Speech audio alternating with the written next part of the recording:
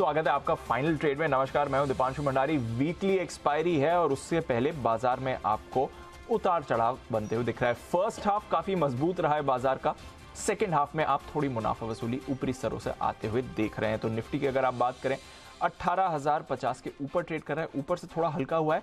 ज्यादा मुनाफा वसूली आपको थोड़ी बैंक्स में देखने को मिली है। अभी अभी सारी गेंस गिव अप कर चुका है निफ्टी बैंक 41,750 के लेवल पर आते हुए दिख रहा है। थोड़ा बीच में भी डिप आया था, फिर रिकवरी आई, अब वापस डेज लो पर आपको बैंक निफ्टी दिख रहा है। तो थोड़ी बैंक निफ्टी की बिकवाली है, बट अदरवाइज मोमेंटम आपको स्टॉक्स में भरपूर बना हुआ है। निफ्टी होल्ड आउट कर रहा है और कुछ सेक्टर्स हैं जो आपको बढ़िया लीडरशिप भी दिखा रहे हैं। आइए जो एक बार इस समय की बड़ी बातें पहले देख लेते हैं। सबसे बड़ी बात तो यही है कि निफ्टी की अगर आप बात करें तो लगातार तीसरा दिन है जहां पर आपको तेजी दिख रही है।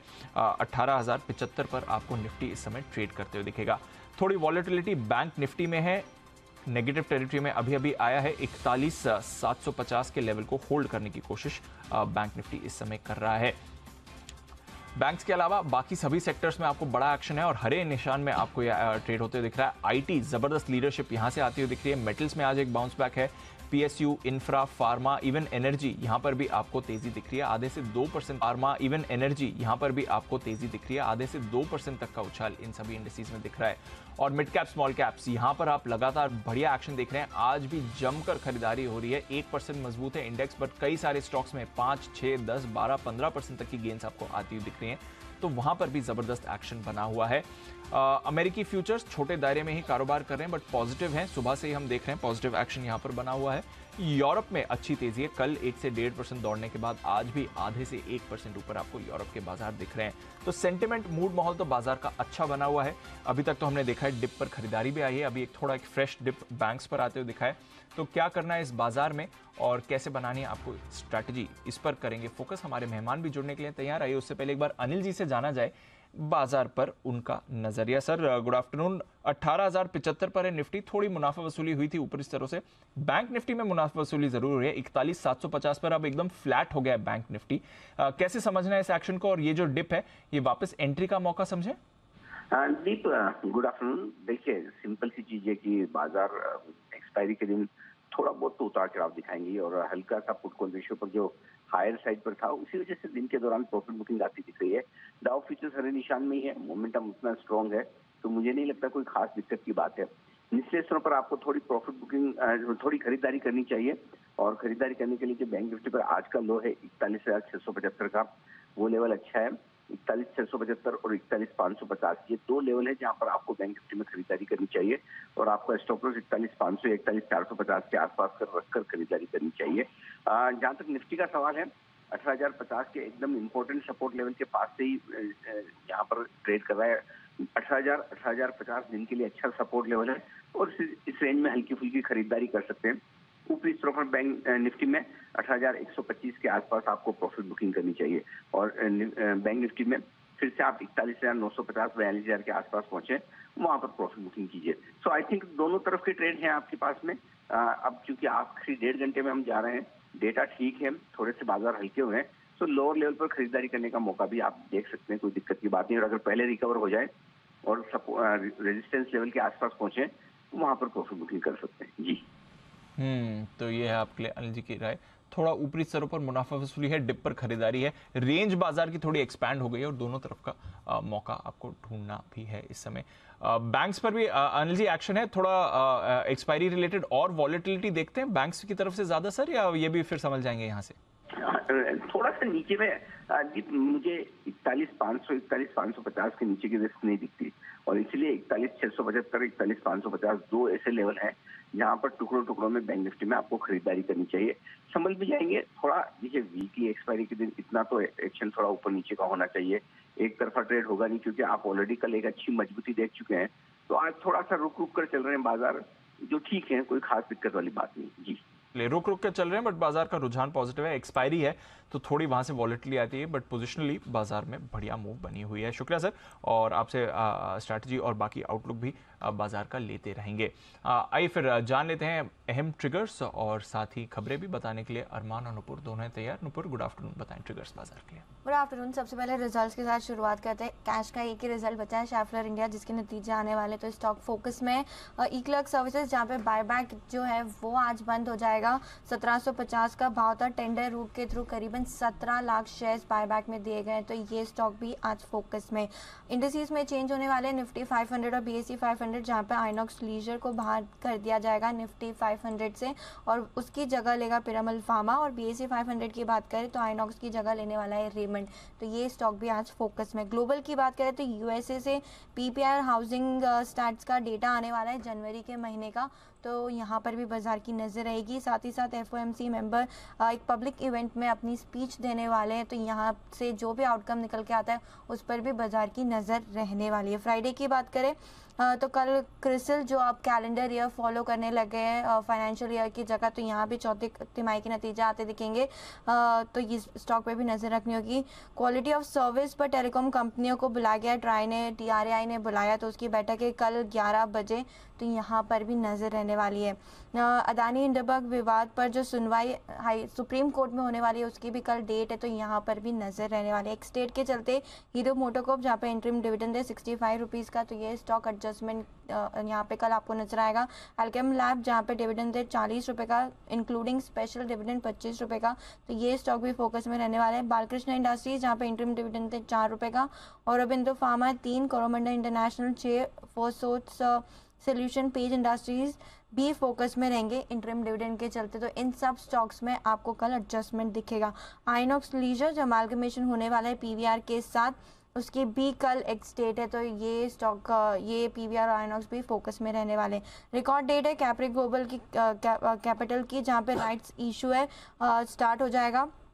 जो प्राइस है वो 475 रुपीज़ के, तो ये स्टॉक भी फोकस में रहेगा। ग्लोबल से देखेंगे तो रिटेल सेल्स का डेटा आने वाला है UK से जनवरी महीने का, तो यहाँ भी बाजार की नज़र रहेगी।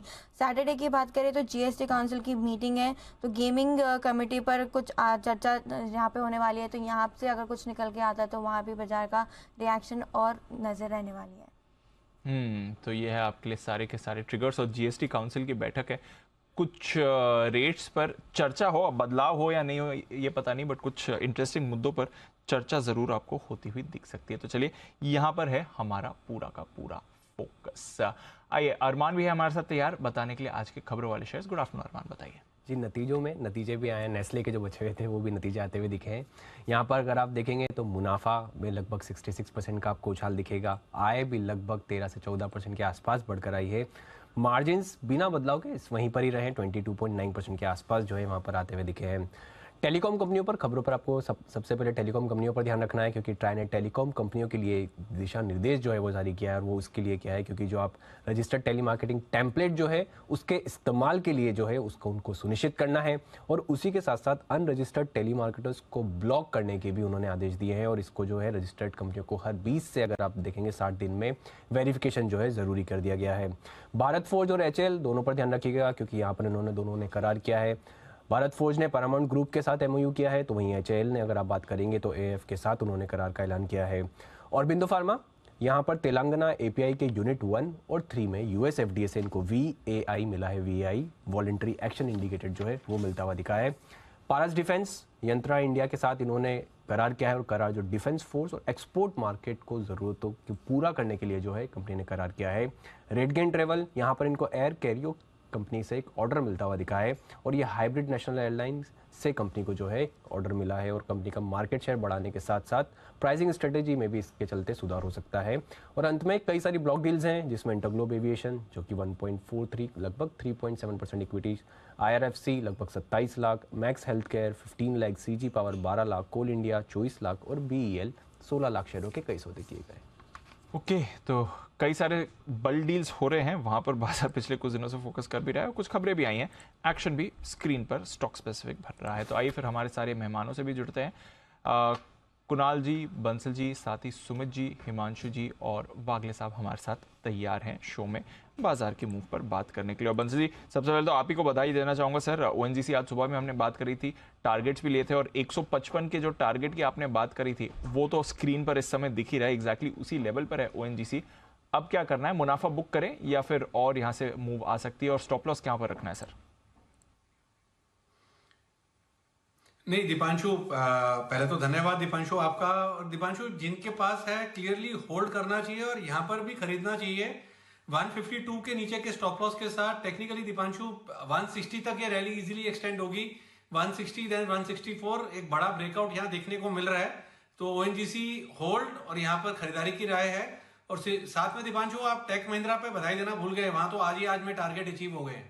बंसल जी, वो दूसरा स्टॉक था, मैंने सोचा एक पहले कर लें, बट दोनों स्टॉक्स पर आपको बधाई। टेक महिंद्रा और ओएनजीसी दोनों में बढ़िया एक्शन आपको आते हुए दिखा है और स्टॉक में भी तेजी बनी है। एक जी पीरामल फार्मा को भी पुल अप करते हैं। कुणाल जी, एक बार जरा चार्ट भी पुल अप कर लें। ऑफ कोर्स लिमिटेड डेटा ही है क्योंकि रिसेंटली डीमर्ज होकर लिस्ट हुई है ये, बट इनकी अमेरिका में एक प्लांट था, लेक्सिंगटन में एक प्लांट था जिसका यूएस एफडीए ने इंस्पेक्शन किया और इंस्पेक्शन के बाद EIR यानी कि इस्टेब्लिशमेंट इंस्पेक्शन रिपोर्ट, यानी कि कोई भी आपत्ति उन्हें नहीं मिली। यूजुअली अगर आपत्ति होती है तो फिर उस पर फॉर्म 483 जारी किया जाता है, अगर आपत्ति नहीं होती है, परेशानी नहीं होती है, तो फिर EIR जारी किया जाता है।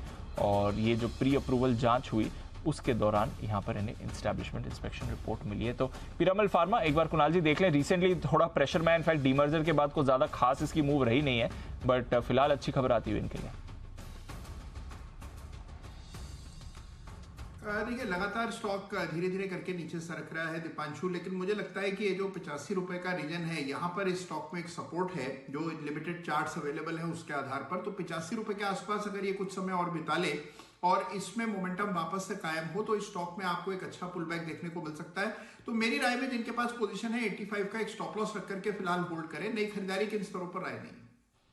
ओके, तो ये है आपके लिए पीरामल फार्मा जहां पर रखनी है नजर। आइए, हिमांशु जी की एक कॉल है तैयार, बिगुल उनके लिए हिटमैन हिमांशु।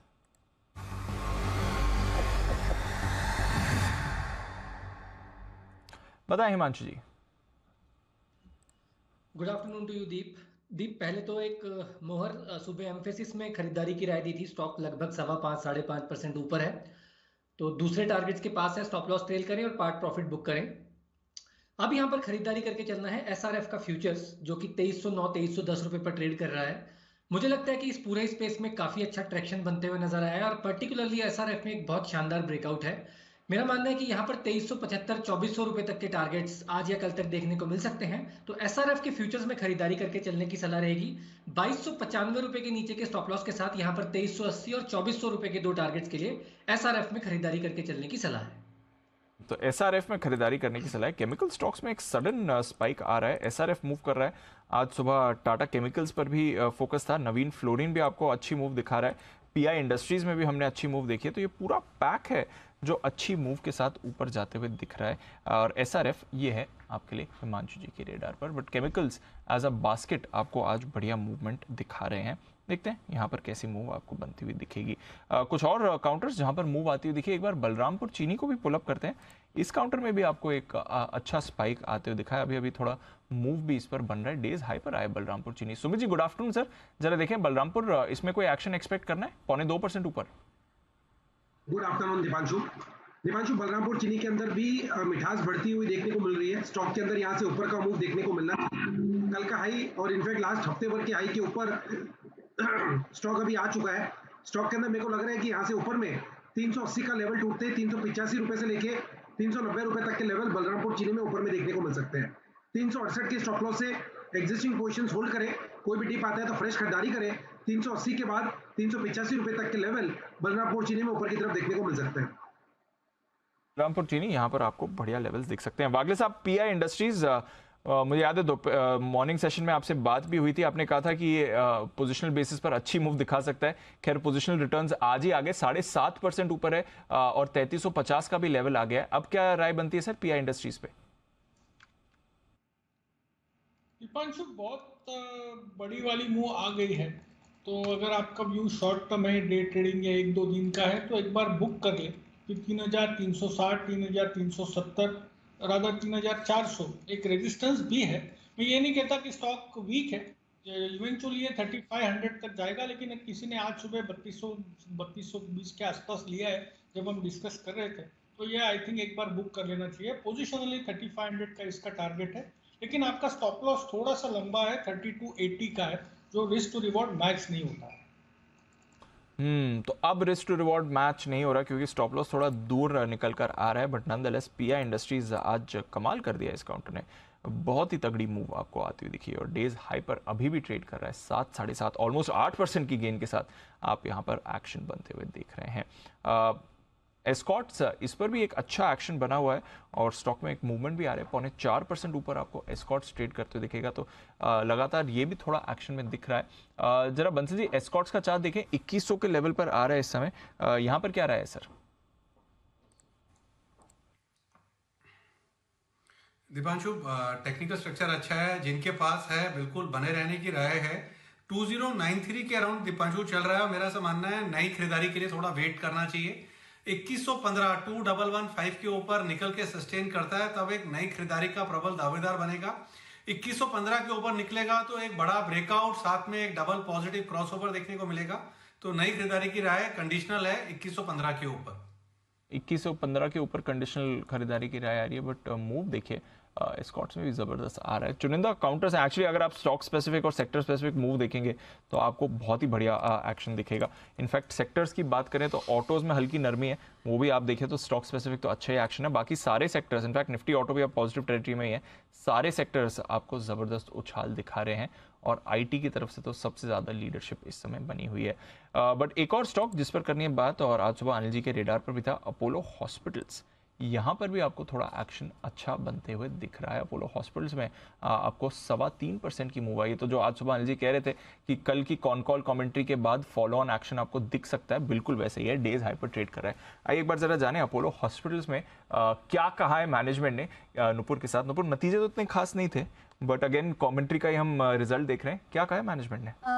कमेंट्री का ही रिजल्ट है, फॉलो बाइंग भी दिख रही है, काफ़ी स्ट्रॉन्ग कमेंट्री है गाइडेंस को लेके। इनफैक्ट उन्होंने क्लैरिफिकेशन भी दिया है कि मार्जिन इस बार इसलिए कम थे क्योंकि उनके जो ऑनलाइन फार्मेसी बिजनेस है 24/7, वहाँ पे उन्होंने पीक एक्सपेंसेस किए थे इस क्वार्टर में, जिसके चलते इस बार मार्जिन में इम्पैक्ट दिखा था। लेकिन गाइडेंस उन्होंने हर एक बिजनेस सेगमेंट पर इस बार दिया है। स्टार्ट करते हैं हॉस्पिटल सेगमेंट के साथ, जहाँ पे उन्होंने जो एवरेज रेवेन्यू पर ऑक्यूपाइड बेड होता है, वहाँ पे उन्होंने कहा कि इसकी जो ग्रोथ होगी वो काफ़ी स्ट्रॉन्ग रहने वाली है। कंपाउंडेड एवरेज देखे आने वाले सालों में तो 8% से उन्होंने अनुमान लगा के चल रहे हैं और उम्मीद लेके चल रहे हैं कि 8% से ये सेगमेंट ग्रो करेगा। क्वार्टर 4 की भी बात करें तो ऑक्यूपेंसी लेवल्स में उन्हें उम्मीद है कि इम्प्रूव सिक्वेंशियल बेसिस से क्वार्टर 3 से इम्प्रूव होकर ये दिखेगा ऑक्यूपेंसी लेवल्स आने वाले क्वार्टर में। साथ ही साथ केपेक्स को लेके उन्होंने कहा कि 3000 करोड़ रह सकता है आने वाले 3 से 4 साल में, जहाँ पे 2000 बेड से ज़्यादा वो अपोलो हॉस्पिटल अपनी कैपेसिटी में ऐड करने वाले, इसका लक्ष्य है उनका। तो ये भी एक पॉजिटिव चीज़ कॉन्फ्रेंस कॉल से निकल के आई थी। फार्मेसी सेगमेंट पे भी उन्होंने गाइडेंस दी है इस बार, जहाँ पे ऑफलाइन में उनका अनुमान है कि 20 से 24% की साल दर साल पिछले साल से कंपेयर करेंगे तो ग्रोथ रहने की उम्मीद है FY24 में, आने वाले साल में। और ऑनलाइन बिजनेस जो अपोलो 24/7 है, जहाँ पे फिलहाल पीक एक्सपेंसेस इस क्वार्टर में उन्होंने किए थे, जिसके चलते मार्जिन इम्पैक्टेड था। अब उनका कहना है कि अब वो एक्सपेंसेस पीक आउट हो चुके हैं, अब यहाँ से एक्सपेंस कम होते ही नजर आएंगे, खर्चे कम होते ही नजर आएंगे अपोलो 24/7 में। साथ ही साथ FY23 का उन्होंने GMV का भी गाइडेंस दिया है, जहाँ पे उन्होंने कहा है कि जो 1600 करोड़ के GMV हो सकते हैं FY23 में, उसका जो लक्ष्य उन्होंने बढ़ाया था पिछले क्वार्टर में, उस लक्ष्य पे वो बने हुए, वो ट्रैक पर है। और FY24 में भी उनका जो GMV का लक्ष्य वो है डबल डिजिट ग्रोथ यहाँ पर भी आ सकती है। हेल्थ को कंपनी की बात करें, फिलहाल जो लॉस में है ये वाला सेगमेंट, वहाँ पे उनका कहना है कि जो सेकेंड हाफ होगा FY24 का, वहाँ पे वो प्रॉफिट लेवल पे ब्रेक इवन होने की उम्मीद है। तो ये भी एक पॉजिटिव ट्रिगर निकल के आया था। साथ ही साथ जो लास्ट सेगमेंट है कंपनी का अपोलो हेल्थ एंड लाइफस्टाइल, जहाँ पे उन्हें लगता है कि जहाँ डायग्नोस्टिक बिजनेस है, जहाँ पे उनका मार्जिन्स को लेके उन्होंने लक्ष्य दिया है 8.5 से 10% FY23 में मार्जिन्स रह सकते हैं। तो हॉस्पिटल, फार्मेसी, डायग्नोस्टिक, साथ ही साथ हेल्थ को कंपनी, सारे सेगमेंट्स में कंपनी का जो गाइडेंस आया वो काफ़ी स्ट्रॉन्ग है और काफ़ी पॉजिटिव है। तो काफ़ी बढ़िया व्यू बन रहा है और अच्छे लेवल्स भी निकल कर आ रहे हैं। अपोलो हॉस्पिटल्स पर रखनी है नज़र। आज सुबह अनिल जी की स्टॉक ऑफ द डे भी रिकमेंडेशन थी। बंसल जी क्या करना है अपोलो हॉस्पिटल्स पर 4650 के लेवल पर 3.5% ऊपर? दीपांशु, अच्छी रैली देखने को मिली है और स्टॉक ने बड़ा अच्छा अपमूव दे दिया है। तो जिनका दीपांशु एकदम शॉर्ट टर्म नजरिया था, मेरी समझ से दीपांशु उनको प्रॉफिट बांध लेना चाहिए, और जिन्होंने डिलीवरी में लिया हुआ है वो थोड़ा सा होल्ड करें। 4640 के अराउंड चल रहा है, 4750 तक स्टॉक की ऊपर जाने की मतलब की स्पेस है। तो जिनकी कैपेसिटी है होल्डिंग की, होल्ड करें। जिन्होंने 1-2 दिन का नजरिया बना के लिया था उनको मुनाफा बांधने की राय होगी।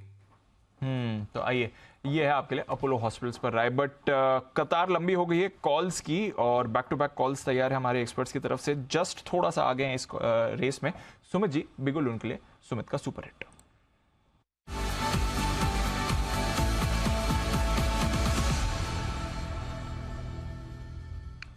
बताएं सर। दीपांशु, बाय का स्टॉक अभी मेरे रडार पे आया है। मार्केट्स के अंदर सुबह से मोमेंटम मेंटेन है, तो जो स्टॉक अभी मेरे रडार पे आया है उसका अभी भाव चल रहा है 97 रुपीज 70 पैसा, 97 रुपीज 75 पैसा। स्टॉक का नाम है BEL, Bharat electronics limited. BEL के अंदर मोमेंटम है। BEL पिछले हफ्ते से 10 दिन के हायर लेवल्स पे आ चुका है, रिसेंट के स्विंग हाई ब्रेक कर रहा है। BEL के अंदर ट्रिपल डिजिट के फिगर जल्दी ही देखने को मिलेंगे। स्टॉक ने पिछले 2 दिन में लोअर लेवल से एक अच्छा रिबाउंड दिखाया है। ऐसा लग रहा है कि BEL के अंदर अब यहाँ से एक ऊपर का मूव देखने को मिलेगा, जिसके अंदर 102 रुपए का पहला टारगेट होगा, 105 रुपए का दूसरा टारगेट होगा। BEL के अंदर जिन्होंने पोजीशंस बनाई है वो लोग होल्ड करें। यहाँ पे CMP पे फ्रेश खरीदारी करें। 94, 94.50 ये स्टॉक का नीचे में सपोर्ट है, तो 94 के स्टॉप लॉस से खरीदारी करके चलने का सलाह रहेगा। ऊपर में 102 का पहला टारगेट होगा, 105 का दूसरा टारगेट, 102 का पहला टारगेट होगा, 105 का दूसरा टारगेट होगा। खरीदारी करके चले BEL। BEL यहाँ पर आपको रखनी है नजर। एक्शन में आ सकता है काउंटर। आइए चार्ट कॉर्नर, राकेश जी कुणाल जी के लिए बिल्कुल।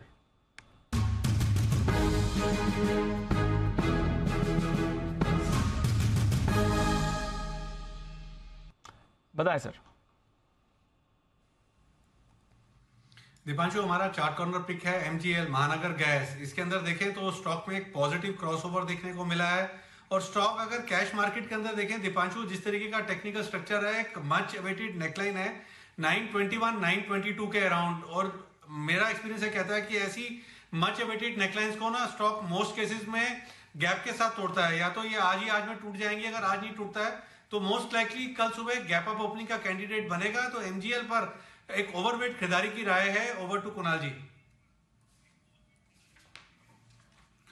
देखिए दीपांशु, डेली चार्ट देखा जाए तो आपको एक पैटर्न नजर आएगा जिसको असेंडिंग ट्रायंगल पैटर्न कहते हैं, और उसका ब्रेकआउट कई सप्ताह के बाद इस चार्ट पर आता हुआ दिख रहा है। तो बहुत ही जोरदार ब्रेकआउट यहाँ पर हो रहा है।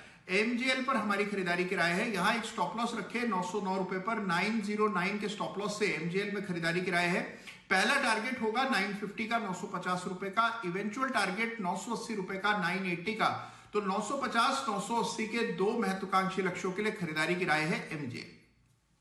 ओके, MGL इस पर आपको रखनी है नजर।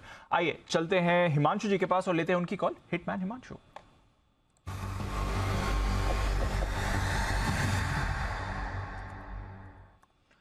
बताएं हिमांशु जी। दीप, लगता है मैं कतार में सबसे पीछे रह गया, और सबसे कम बोलने वाले बंसल जी ने भी आज स्टॉक के लिए 2-3-4 लाइन बोली है, तो इसका मतलब बहुत ही जबरदस्त ब्रेकआउट है। स्टॉक वही है MGL, तो मेरे भी रडार पर था ऑलरेडी। राकेश जी, कुणाल जी ने कवर कर दिया है, तो उन्हीं के साथ जा सकते हैं, उसी लेवल्स के साथ। चलिए, तो कन्विक्शन, हाई कन्विक्शन कॉल है MGL पर, और राकेश जी कुणाल जी की तरफ से भी व्यू आ रहा है, और व्यू आपके लिए आ रहा है हिमांशु जी की तरफ से भी। और इस स्पेस में भी इंटरेस्टिंग डेवलपमेंट हो रहा है, क्योंकि ऑयल एंड गैस दोनों के लिए वित्त मंत्री ने कहा है कि मच अवेटेड जो इंतजार है कि कब ये GST के दायरे में आएंगे, फाइनेंस मिनिस्टर का बयान तो यही है कि अब इन्हें भी दायरे में लाने के लिए सरकार तैयार है, केंद्र सरकार तैयार है, बट सहमति बनानी पड़ेगी बाकी राज्यों के बीच में, ये अगर होगा या नहीं। आई डोंट नो इस GST काउंसिल मीटिंग में इस पर चर्चा भी होगी या नहीं, बट सैटरडे को GST काउंसिल मीट होने वाली है, और उससे पहले ये अहम कमेंट आया है। वित्त मंत्री की तरफ से। तो देखते हैं अगर कुछ डेवलपमेंट हो या नहीं। थोड़ी देर में कुछ बेहतरीन एक्सक्लूसिव रिसर्च भी आने वाली है आपके लिए, और ये भी बताएंगे आपको कि कहाँ पर अब आपको रखनी है नज़र। कुछ खास एक्सक्लूसिव रिसर्च हमारी टीम आपके लिए कर रही है तैयार। बट एक स्टॉक जहाँ पर थोड़ा स्पाइक आते हुए दिख रहा है, जो थोड़ा रेडार पर भी आया है, डिवीज लैब। भारी पिटाई हुई है इसकी नतीजों के पहले भी और नतीजों के बाद तो और भारी पिटाई हुई है, बट आज थोड़ा संभल कर मूवमेंट के मूड में दिख रहा है। 2850 के लेवल पर कारोबार होते हुए दिख रहा है। वागले साहब जरा डिवीज लैब का चार्ट देखेंगे, इसमें कुछ चल रहा है, कुछ ऐसे बड़ी मूव तो नहीं आई है, बट एटलीस्ट आज थोड़ा एक्शन में दिखा है। दीपांशु, जो गिरावट हुई कुछ हफ्तों पहले, 2 हफ्तों पहले जो बड़ी वाली गिरावट हुई, ये उसका बाउंस बैक है जो एक्सटेंड हो सकता है। मुझे लगता है 2950, 2980 में भी इवन 3000 तक के बाउंस हो सकता है, बट बेसिक पैटर्न वीक ही है, तो बाय करने का मतलब चेष्टा ना करें, क्योंकि ऊपर में वापस सेलिंग आ सकती है। तो ये है आपके लिए डिवीज, बाय करने की अभी चेष्टा ना करें, ऊपर में सेलिंग आ सकती है। देखते हैं लंबे समय बाद एटलीस्ट थोड़ा एक्शन तो आपको डिवीज के काउंटर में देखा। बट एक और स्पेस है जहां पर आपको रखनी है नजर और वहां पर मूवमेंट आ सकता है। आइए समझते हैं कौन सी ये स्पेस और कहां पर रखनी है नजर। एक्सक्लूसिव रिसर्च आशीष चतुर्वेदी है हमारे साथ तैयार।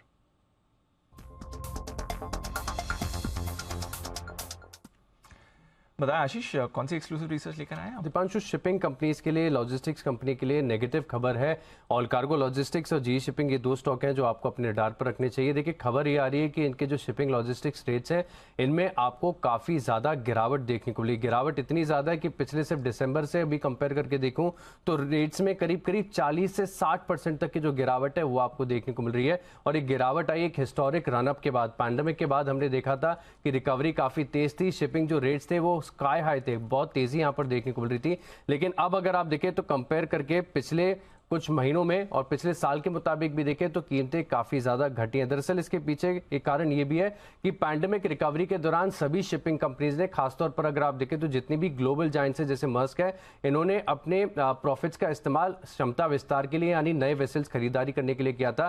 तो अब सिस्टम में अगर आप देखें तो फिलहाल काफी ज्यादा कैपेसिटी है, जिसके चलते देखिए मर्स्क ने खुद ने कहा कि उन्होंने इस साल के अनुमान में कहा है कि जो कंटेनर वॉल्यूम है यहाँ पर आपको 2.5% तक की बड़ी गिरावट देखने को मिल सकती है। और ग्लोबल बार्कलेज ये कह रहे हैं कि जो ग्लोबल शिपिंग कंपनीज हैं इनकी प्रॉफिटेबिलिटी के लिए अब काफी टफ टाइम माना जा रहा है। हो सकता है कि यहाँ पर आपको बड़ी गिरावट भी देखने को मिले। देखिए, जो रेट्स थे काफी ज्यादा हाई थे। एक मैं आपको झलक दिखाता हूं कि किस प्रकार से जो कीमतें हैं वो घटती जा रही हैं। आप नावा शिवा से न्यूयॉर्क जो 20 फीट का कंटेनर है वो अगर जाता है फिलहाल तो इसका रेट चल रहा है 1500, और 40 फीट का जो कंटेनर है इसका है 2000। लेकिन इसी अगर आप पैंडेमिक के दौरान देखें तो ये सेम जो 1500 में जा रहा है इसके कोटेशंस करीब जो है $10,000 के आसपास तक के भी थे।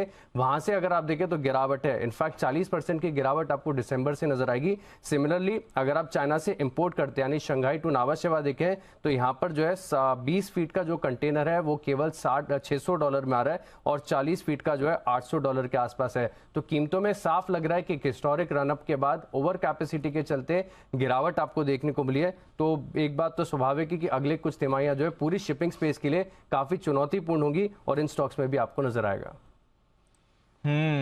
तो ये है आपके लिए शिपिंग जहां पर आपको रखनी है नजर। बड़ी गिरावट आपको दामों में ऑलरेडी आ चुकी है और बाल्टिक ड्राई के रेट्स आप कह रहे हैं पैंडेमिक के भी नीचे के स्तर पर आ गए जो अब माना जा रहा है कि कीमतें जो है कि प्री पैंडेमिक लेवल थी। पैंडेमिक में तो बहुत ज्यादा ही ऊंचा बेस था, लेकिन प्री पैंडेमिक लेवल से भी जो है कीमतें क्रैश हो रही हैं। अच्छा, ये इनके रेट्स बड़े वॉलेटाइल होते हैं। मैं इंडस्ट्री एक्सपर्ट से बात कर रहा था अभी, जैसे मिसाल के तौर पर अगर आप देखें तो नावा शिवा टू शंघाई जो है एक कंटेनर $5 में भी गया है। तो कहना थोड़ा सा मुश्किल हो जाता है, लेकिन हमने इन सब का जो इंडस्ट्री सोर्सेज से बात करके औसत निकाल कर देखा है और औसत से बात साफ हो रही है कि कीमतों में बड़ी गिरावट है।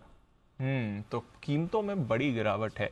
एक बार जरा जैन साहब से भी राय ली जाए। जैन साहब, वैसे तो चाइना रीओपन हो रहा है, वहां से ट्रेड एक्टिविटी बढ़नी चाहिए, बट ये जो दाम है वो प्री पैंडेमिक लेवल के भी नीचे आ गए। सप्लाई चेन्स हर जगह नॉर्मलाइज हो गई। सर कैसे देखें इसे?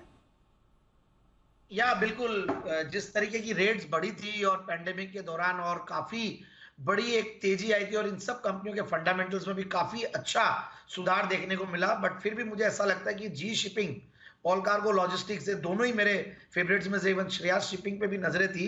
सो ओवरऑल वो जो गोल्डन पीरियड था वो सारी चीजें तो अब थोड़ी मतलब थिंग ऑफ द हिस्ट्री हो गई है। तो मेरे हिसाब से रेट्स गिरेंगी और अब नॉर्मलाइज होंगी और जो लॉजिस्टिक्स को लेकर जो एक्सपोर्ट्स अफेक्टेड हुए थे वो सब चीजें अब देखने को नहीं मिल रही है और कैपेसिटी सबने बढ़ाई भी है। तो मुझे लगता है कि बस एक बार का जो गोल्डन पीरियड था वो ओवर हुआ है और जी शिपिंग और वगैरह में जो भी इन्वेस्टेड है वो इन्वेस्टेड रह सकते हैं क्योंकि अभी भी वैल्यूएशंस के लिहाज से महंगे नहीं है। फ्रेश खरीदारी नहीं करनी है सर? या दैट्स राइट। या ओके, तो फ्रेश खरीदारी नहीं करें और अगर आप इन्वेस्टेड हैं तो इन्वेस्टेड रहिए। अदरवाइज यहाँ पर वैल्यू इस समय तो नहीं है। बाल्टिक ड्राई इंडेक्स की अगर आप बात करें तो एक महीने में 43% गिर चुका है और अक्टूबर से अब तक की बात करें पिछले 4-5 महीने के अगर आप ट्रेंड देख लें तो 70-75% की भी गिरावट आ चुकी है। तो शिपिंग स्टॉक्स में वैसे हमने इतना बड़ा करेक्शन नहीं देखा है, आज भी बाल्टिक ड्राई 4% नीचे है, बट आगे जाकर थोड़ी सिचुएशन यहाँ पर आपको ख़राब होती हुई दिख सकती है।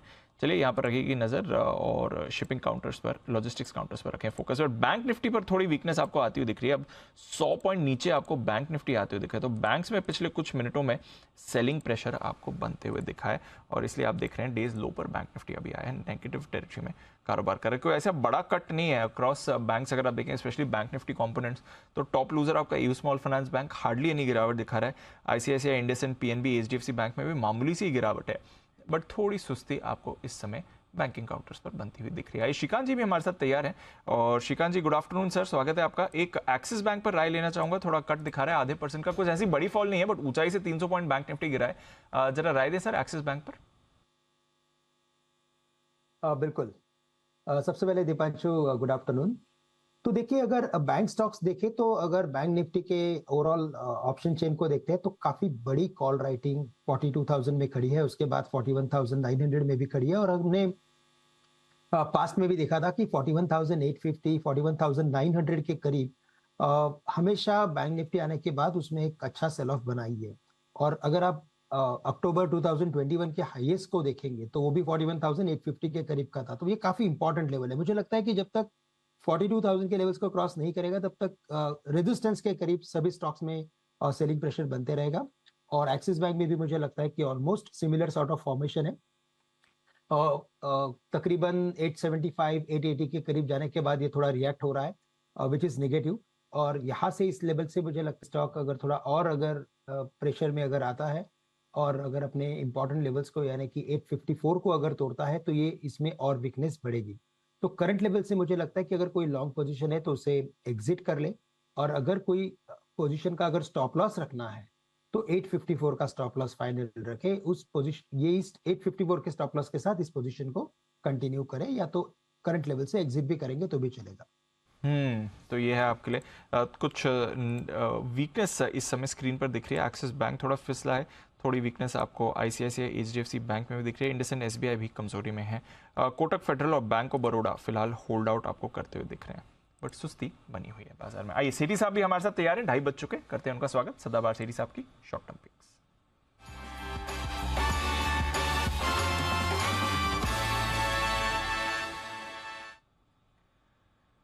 सेठी साहब स्वागत है सर। थोड़ा ऊपर से मुनाफा वसूली आई, बट आज ब्रॉडर मार्केट्स में और कैश काउंटर्स में तो जबरदस्त एक्शन बना हुआ है। बताएं आपकी क्या स्ट्रैटेजी आज के लिए? Good afternoon Deepanshu. दो स्टॉक्स हैं आज भी, दोनों कैश मार्केट के स्टॉक्स हैं जिनमें खरीदारी करेंगे। सेठी साहब बताएं सर। हाँ बिल्कुल दीपांशु, जो आज का पहला स्टॉक है, स्टॉक का नाम है नेल्को, NELCO, नेल्को। 620 के आसपास ये स्टॉक ट्रेड करता है। डिफेंस सेक्टर की कंपनी है और आज डिफेंस सेक्टर फोकस में अच्छा कर रहा है। सुबह के शो में भी मेरी जो पिक ऑफ द डे थी वो BEL था, भारत इलेक्ट्रॉनिक्स, जो अभी 4% ऊपर है और टारगेट के अचीव होने के बिल्कुल नजदीक ही है।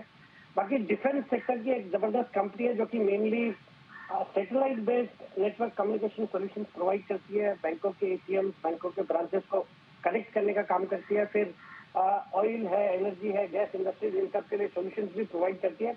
टाटा ग्रुप की कंपनी है, ट्रिमेंडस अपॉर्चुनिटीज है और इनका एक सीरियस फोरे है जो भारत में डोमेस्टिक फ्लाइट्स में in flight connectivity services provide करने का। और उसमें इन्होंने जो दुनिया की सबसे बड़ी प्रोवाइडर है इस सेगमेंट की, इंटेलसेट, उनके साथ रिसेंटली टाई अप भी किया, जो कि एक बड़ी अपॉर्चुनिटी नजर आ रही है। मुझे लगता है ये स्टॉक यहाँ से अच्छा करेगा। इस तिमाही के नतीजे भी अच्छे थे और इसमें MIT जैसी इंस्टीट्यूशन भी अराउंड 2.96% स्टेक ऑन करती है।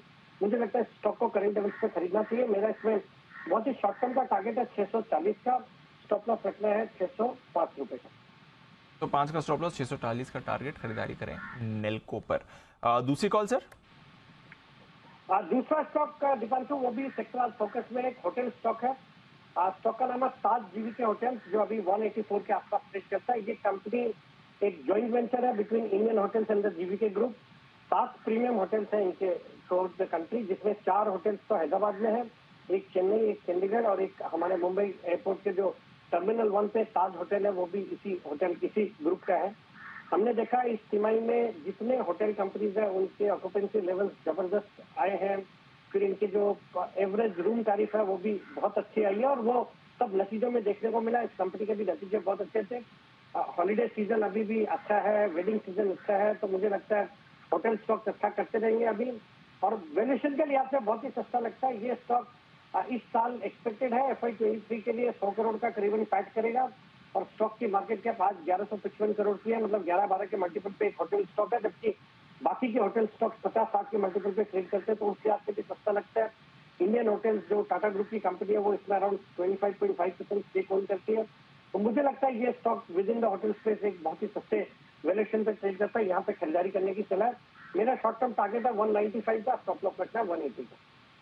तो 195 के टारगेट के लिए खरीदारी करें। ताज जीवीके और नेल्को डिफेंस स्पेस से ये कंपनी है, इस पर आप खरीदारी करें। 640 का टारगेट। 2 बेहतरीन कैश कॉल्स सेठी साहब की तरफ से। थोड़ी देर में अनिल जी भी हमारे साथ जुड़ने की तैयारी में, उनकी मार्केट स्ट्रैटेजी भी लेंगे। आइए उससे पहले एक बार सुमित जी के पास चलते हैं और लेते हैं उनका कॉल। सुमित का super hit.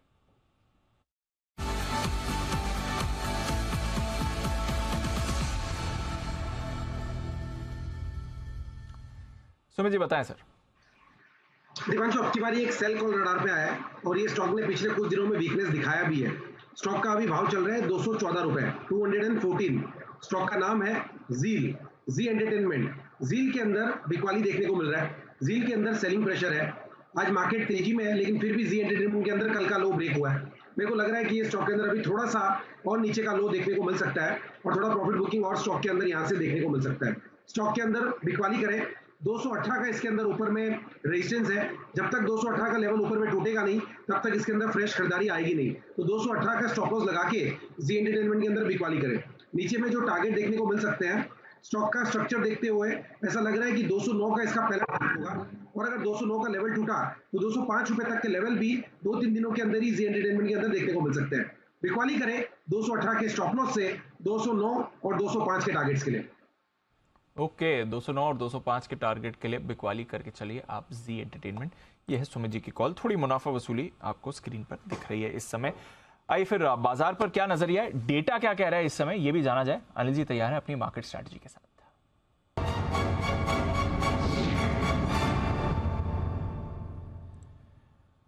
Welcome back Anil ji. थोड़ी मुनाफा वसूली हुई है। बैंक निफ्टी 40 पॉइंट नीचे है, 41,700 के जस्ट नीचे अभी अभी आया है। निफ्टी 40 पॉइंट ऊपर है, 18,050 के लेवल पर ट्रेड कर रहा है। सेंसेक्स में 125 अंकों की तेजी अभी भी बनी हुई है। डाउ फ्यूचर्स भी थोड़ा ऊपर से फिसलकर फ्लैट हो गए हैं। नैस्डैक फ्यूचर्स में हल्की खरीदारी है। यूरोप के बाजार अभी भी 0.5% ऊपर हैं। रुपया आज मजबूत है सर, 16 पैसे ऊपर, और कच्चे तेल में थोड़ी खरीदारी दिख रही है। क्या करना है सर इस समय बाजार? दीप, देखिए 3 बजे तक जो सबसे इम्पोर्टेंट 2 लेवल है वो मैं आपको बताऊं। निफ्टी पर है 18,000 के नीचे निफ्टी नहीं जाना चाहिए, और जाने की संभावना भी बहुत ही कम है। मजबूत नजर आ रहा है, कोई खास दिक्कत वाली बात नहीं है। 18,000 के पुट पर हाईएस्ट ओपन इंटरेस्ट है, और ऐसा लग रहा है कि 18,100 को भी पार करने की जल्दबाजी नहीं है। 18,100 के कॉल्स पर हाईएस्ट ओपन इंटरेस्ट है। तो निफ्टी की तो ट्रेडिंग रेंज बेहद साफ नजर आ रही है, अब से लेकर एक्सपायरी तक 3:30 बजे तक है 18,000, 18,100। वैसे दोनों ही रेंज पार नहीं करेंगे। डेटा जिस तरह से बने हुए दोनों तरफ मजबूती से है, और ऐसे में इस रेंज में ही आप एक्सपायरी होने की उम्मीद कर सकते हैं। गलती से अगर निकले तो 50 पॉइंट किसी भी तरफ आप गिन सकते हैं, यानी 18,000 के नीचे 3 बजे के पहले निकल गए तो 17,950 तक निकल सकते हैं, और अगर 18,100 के ऊपर निकल गए तो 18,150 तक जाने की कोशिश हो सकती है। उसकी संभावना थोड़ी सी कम है। आज सेकंड हाफ में थोड़ी सी कॉल राइटिंग बढ़ती हुई नजर आई है, ये आप साफ देख सकते हैं इस वक्त में। लेकिन फिर भी निफ्टी में 18,000 मजबूत सपोर्ट का काम करेगा, और अभी तक जो डेटा है डाउ फीचर्स कोई बहुत ज्यादा खराब नहीं हुए, तो 18,000 के ऊपर की क्लोजिंग आपको मिल जाएगी। ज्यादा क्रूशल जो डेटा है वो बैंक निफ्टी का है। बैंक निफ्टी का हाईएस्ट ओपन इंटरेस्ट 41,700 के पुट पर है, 64 लाख शेयरों का, और उसके आसपास और थोड़ा सा वक्त हमने उसके नीचे बिताया है। तो 3 बजे तक बैंक निफ्टी का जो लेवल है वो 41,700 के ऊपर स्पॉट लेवल मेंटेन करना जरूरी है। इसके नीचे अगर जाते हैं तो थोड़ी सी रिस्क बढ़ती है और ऐसे में रिस्क बढ़ने के बाद 41,500 41,550 तक आ सकता है। उससे नीचे की कमजोरी मैं नहीं देख रहा, तो 41,500 के नीचे जाएगा इसकी संभावना बहुत ही कम है। ऊपरी स्तरों पर 41,900 से 42,000 ये 100 पॉइंट की रेंज ऐसी है जहां पर अच्छी खासी कॉल राइटिंग हुई है और भरपूर सप्लाई है। तो वहां पर आने पर ऊपर आने पर 41,900 42,000 की रेंज में आपको प्रॉफिट बुकिंग करनी चाहिए। नीचे में 41,500 41,550 की रेंज में आने पर खरीदारी करनी चाहिए जी। तो लेवल्स आपके सामने हैं। 41,700 अब काफी अहम लेवल बन गया है बैंक निफ्टी के लिए, एग्जैक्टली उसी लेवल पर इस समय मंडरा रहा है। और निफ्टी पर तो रखिए नजर, थोड़ा एक्शन है, बट डिप्स पर खरीदारी, ऊपरी स्तरों पर मुनाफा वसूली, ये अनिल जी की सलाह इस समय बन रही है। बहुत बहुत शुक्रिया सर हमारे साथ जुड़ने के लिए और अपनी स्ट्रैटेजी बताने के लिए। थोड़ी देर में आपसे फिर से करेंगे मुलाकात फाइनल स्ट्रैटेजी भी लेने के लिए। बट एक ग्रुप जहां पर हमारा फोकस है और वो है आपके अदानी ग्रुप शेयर्स। MSCI की ओर से जो अपडेट आया था वो एक बार थोड़ी डिटेल्स में समझ लें, और क्या खबरें हैं यहाँ पर ये भी एक बार जान लें। अरमान है हमारे साथ तैयार। अरमान बताइए आज क्या चल रहा है इस ग्रुप में? देखिए रेगुलरली कुछ ना कुछ आता ही जा रहा है, लगातार आपको नेगेटिव खबरें आती जा रही हैं। तो आज अगर जो हुआ है कि अगर आप देखेंगे कि 1 मार्च से जो आपने पहले हमने बताया था कि अडानी टोटल गैस देख लीजिए, अडानी ट्रांसमिशन में जो इंडेक्स वेट में बदलाव को मई तक टाल दिया गया है। अब सबसे पहली बात तो ये कि अगर आप इन स्टॉक्स में अगर आप देखेंगे आपको भारी गिरावट आती हुई दिखी है। उससे हो सकता है कि अगर आप देखेंगे MSCI इंडेक्स से ये जब मई में रिव्यू हो तब वो बाहर भी होते हुए दिखे। और अगर ये जो अभी जो टला है उसका रीज़न क्या है? रीज़न अगर देखेंगे जो प्राइम लिमिट मैकेनिज्म में रेप्लिकेबिलिटी की जो दिक्कतें हैं उसके चलते जो है ये फैसला भी टला है। और जैसे कि मैंने आपको गिरावट की बात बोली, तो जब से रिपोर्ट आई है उसके बाद से अगर आप देखेंगे 23 जनवरी के बाद से अडानी ट्रांसमिशन में लगभग 64% की गिरावट आती हुई दिखी है। वहीं अगर अपन अडानी टोटल की बात करें तो वहाँ पर 74% 75% के आसपास की आपको बड़ी गिरावट जो है वहाँ पर आती हुई दिखी। और कुछ समय पहले आपको ये भी था कि उनमें जो इंडेक्स में वेट है 8 में से 4 कंपनियों का वो भी कम किया था।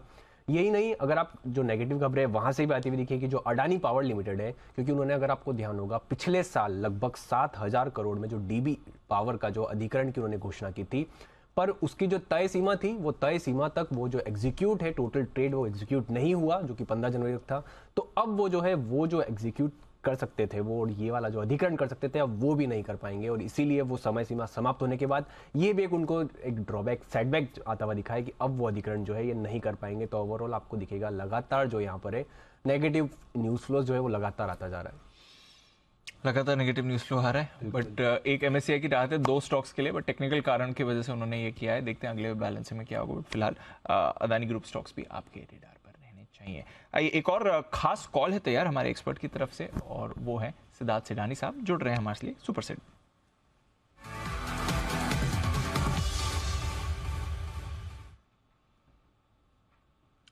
स्वागत है सिद्धार्थ जी, फोन ऑफ फ्रेंड। बताएं कौन सा स्टॉक आइडेंटिफाई किया आपने? थैंक यू दीपांशु, आपने मौका दिया पूना फ्रेंड का। जो ये जो स्टॉक है वो मेरा ऑल टाइम फेवरेट, जो मैं करीबन 1800-2000 से रेकमेंड करते आ रहा हूँ, और ये है पॉलीकैब। हमारे फंडामेंटल रेडार से तो 2000 से है, आज फिर से टेक्नो फंडा के रूप में लाए हैं पॉलीकैब। इसको खरीदना चाहिए, अभी जो भाव होगा 3040 के करीब होगा।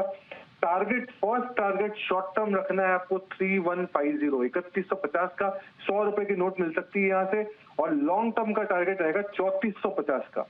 अब ये कंपनी वायरजेन केबल्स का तो लीडर है ही, 22 से 24% का मार्केट शेयर, बट अब जो योजना ला रही है कंपनी ये है एक्स्ट्रा हाई वोल्टेज केबल बनाने की योजना है, अप टू 550 किलोवाट का, जो पावर ट्रांसमिशन में काफी काम लग सकता है, जो फर्दर ग्रोथ ला सकता है कंपनी में पॉलीकैब में।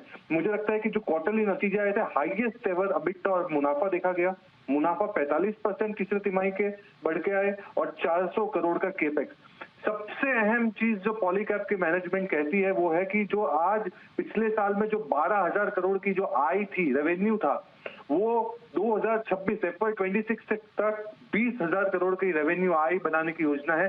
तो अगर पोजिशनली भी किसी ने रख लिया तो 3450 काफी अचीवेबल है।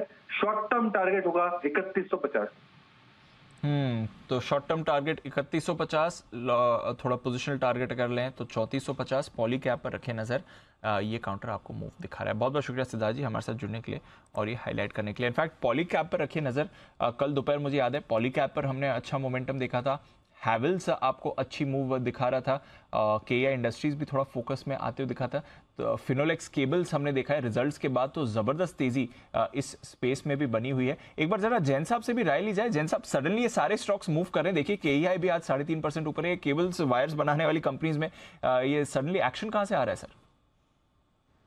सरकार ने जो इंफ्रा के ऊपर पुश बजट में दिया था उसका एक बहुत बड़ा पॉजिटिव इंपैक्ट इन सबको मिल रहा है। सारी केबल कंपनीज, सारे इलेक्ट्रिकल्स वाली कंपनियां, इलेक्ट्रिकल इक्विपमेंट्स वाली कंपनियां, और हमने देखा जैसे कि एबीबी, सीमेंस और इन सब के रिजल्ट्स भी आए। और आज सुबह आपने देखा होगा मैंने जेम्स के तौर पे भी होंडा दिया था, होंडा इंडिया पावर। तो मुझे लगता है केबल्स में कल भी एक अच्छा रुझान बना हुआ था और आज भी बहुत बढ़िया, और आगे भी आने वाले दिनों में लगता है कि पावर एंसिलरी कंपनीज बहुत बढ़िया करेगी। और रिटेल वाली स्टॉक्स भी है ये, तो मेरे हिसाब से Finolex is one of my top picks. KEI industry भी अच्छा कर रहा है, और बाकी पॉलीकैब अभी जो सिद्धार्थ जी ने दिया, ये स्टॉक भी गजब का परफॉर्मर रहा है एंड सर्टेनली रहेगा भी, क्योंकि लीडर है अपने ये केबल्स एंड वायर्स में, और अभी अपने लाइफ टाइम हाइस के ऊपर भी आ गया। सो मेरे हिसाब से जिन्होंने ले रखा है वो लोग होल्ड करें, और वैल्यूएशंस हालांकि इस स्टॉक मतलब वैसे ओवरऑल महंगे होने लगे हैं, बट स्मार्ट किया है जो मिड कैप और स्मॉल कैप में जनरली जो नहीं देखने को मिल रहा था। सो आई फील होल्ड करें, और Finolex cables is one of my top picks. बिल्कुल, फिनोलेक्स केबल्स अच्छी पिक है जैन साहब की। जबरदस्त स्पाइक नतीजों के बाद देखा था, आई थिंक 14% भागा था एक दिन नतीजों के बाद, और अदरवाइज इस पूरे स्पेस में 2 दिनों से आपको बड़ा एक्शन बनते हुए दिख रहा है। बट कुछ और स्टॉक्स हैं जहां पर एक स्पाइक आते हुए दिख रहा है। अपोलो टायर्स, जरा इसका चार्ट एक बार पुल अप करें, बड़ी मूव उस पर आपको आती हुई दिख रही है। एक बार वागले साहब से राय ली जाए। वागले साहब, अभी अभी एक स्पाइक है अपोलो टायर्स पिछले 2-3 मिनट में, जरा देखें सर 335 का लेवल।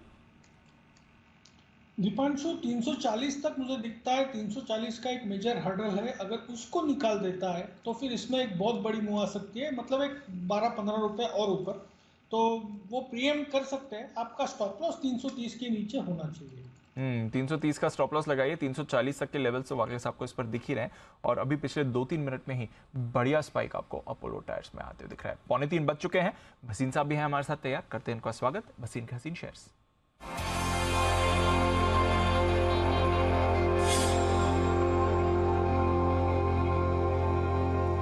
स्वागत है भसीन साहब, गुड आफ्टरनून। स्टॉक्स में बढ़िया रोटेशन इस समय चल रहा है, कुछ नए सेक्टर स्टॉक्स मूवमेंट में आ रहे हैं। बताएं सर, आपकी कहां पर है नजर?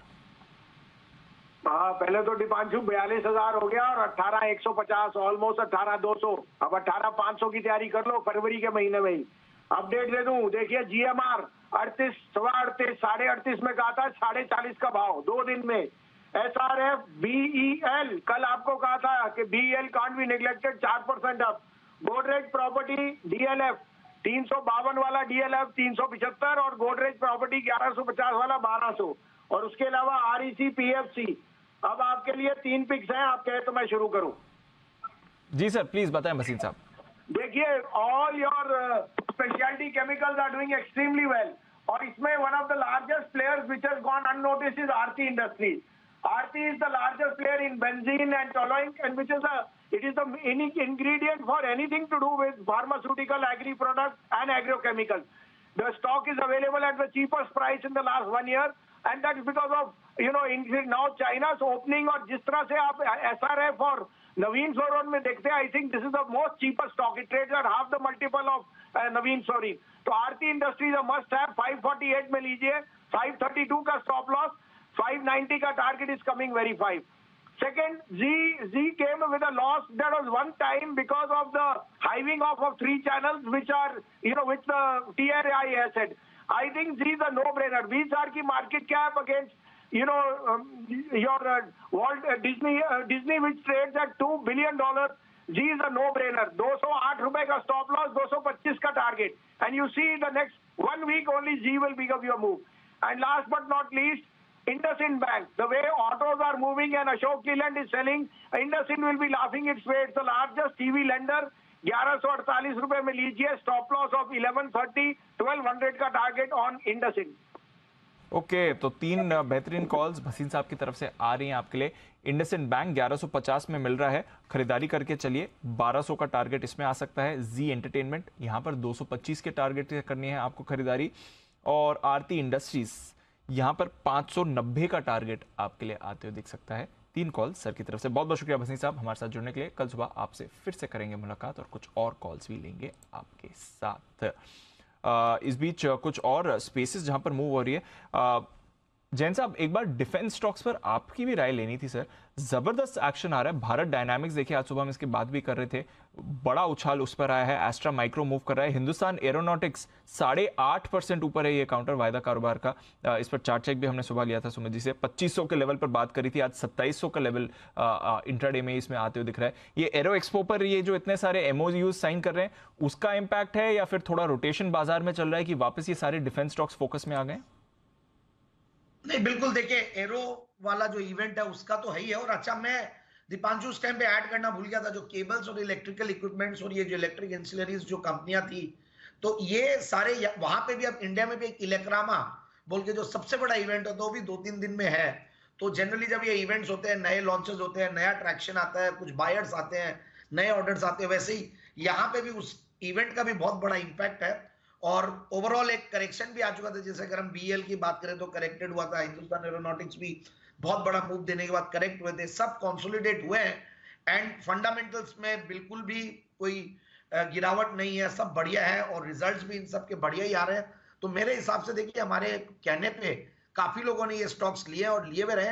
हिंदुस्तान एरोनॉटिक्स आज भी मुझे महंगा नहीं लगता। देखिए, एक अच्छा खासा चला, करेक्ट हुआ, अब वापस से अपने 2800 की जो हाइज है उसके आसपास पहुंचने की कोशिश जरूर करेगा।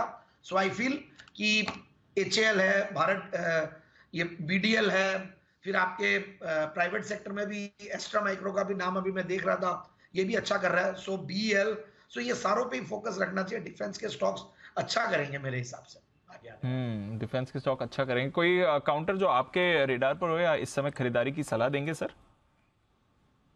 मुझे ऐसा लगता है कि बीएल काफी करेक्ट हो चुका है और बीएल पे ध्यान दिया जाए। जस्ट बिकॉज एफएनओ में है तो थोड़ा बहुत अपने हिसाब से और अपने चाल से चलता है। बाकी बीडीएल भी बहुत बढ़िया लगता है मुझे। हिंदुस्तान एरोनॉटिक्स भी वापस से एक नीचे आने के बाद एक पुल बैक अच्छा खासा दिख रहा है। मेरे हिसाब से दोनों तीनों जो पीएसयू स्टॉक्स है डिफेंस के, वैल्यूएशंस और ऑर्डर बुक, ये सब बहुत बढ़िया है इनकी। और सरकार जबरदस्त फोकस्ड है डिफेंस के बजट्स के ऊपर, डिफेंस के ऊपर, जैसे इंफ्रा पे है। तो मुझे लगता है इन कंपनियों को अच्छा ऑर्डर्स मिलेंगे और अच्छा करेंगे आने वाले सालों में। तो डिफेंस पे एज अ बास्केट बज कर रहा है। एचएएल ऑफ कोर्स आज का star out performer. Bharat Electronics, Bharat dynamics move कर रहे हैं। भारत फोर्ज, बीएचईएल जैसे काउंटर्स पर भी रखिए नज़र और मजगांव डॉक यहाँ पर भी रखिए नज़र। हालांकि ऑफ कोर्स ज़्यादातर स्टॉक्स एरो एक्सपो पे कर रहे हैं। मजगांव डॉक का उसका कुछ लेना देना नहीं है, बट मजगांव डॉक में भी एक अच्छी मूव आपको आती हुई दिखिए। 4.5% ऊपर ये काउंटर इस समय ट्रेड कर रहा है। तो कुछ स्टॉक्स हैं जहां पर आपको मूव आ रही है। आपके हमारे रेडार पर तो कई सारे काउंटर्स रहते हैं, बट विश्व के दिग्गज निवेशक वॉरेन बुफे साहब के रेडार पर कौन से स्टॉक्स हैं? कुछ नई बेट्स उन्होंने बाजार में करी, कुछ नए स्टॉक्स में खरीदारी करी, अपना पोर्टफोलियो में बदलाव किया है। आइए जरा ये भी जान लिया जाए। बाकी इन्वेस्टर्स का तो हम क्लोज ट्रैक करते हैं, वॉरेन बुफे साहब क्या कर रहे हैं? आशीष तैयार है इसके साथ। आशीष बताइए क्या कर रहा है? दीपांशु, देखिए ज़्यादा चर्निंग ये करते नहीं है, लंबे समय तक होल्ड करते हैं, लेकिन इस बार जो है तिमाही में काफ़ी सारे बदलाव किए, एक एक करके आपको सभी बताऊंगा। लेकिन फिलहाल अगर आप देखें तो टोटल 3 कंपनी ऐसी है जहां पर इन्होंने हिस्सेदारी बढ़ाई है और 8 कंपनी ऐसी है जहां पर इन्होंने अपनी हिस्सेदारी घटाई है। तो यहाँ पर आपको क्लोजली देखना होगा।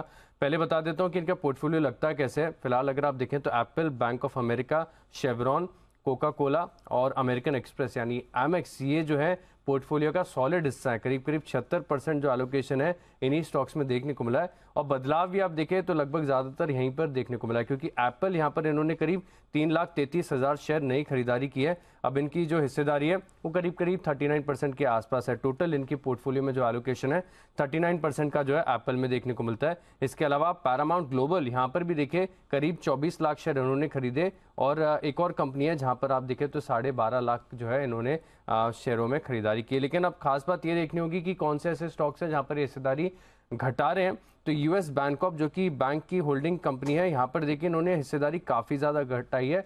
7 करोड़ शेयरों की जो है बिकवाली की है।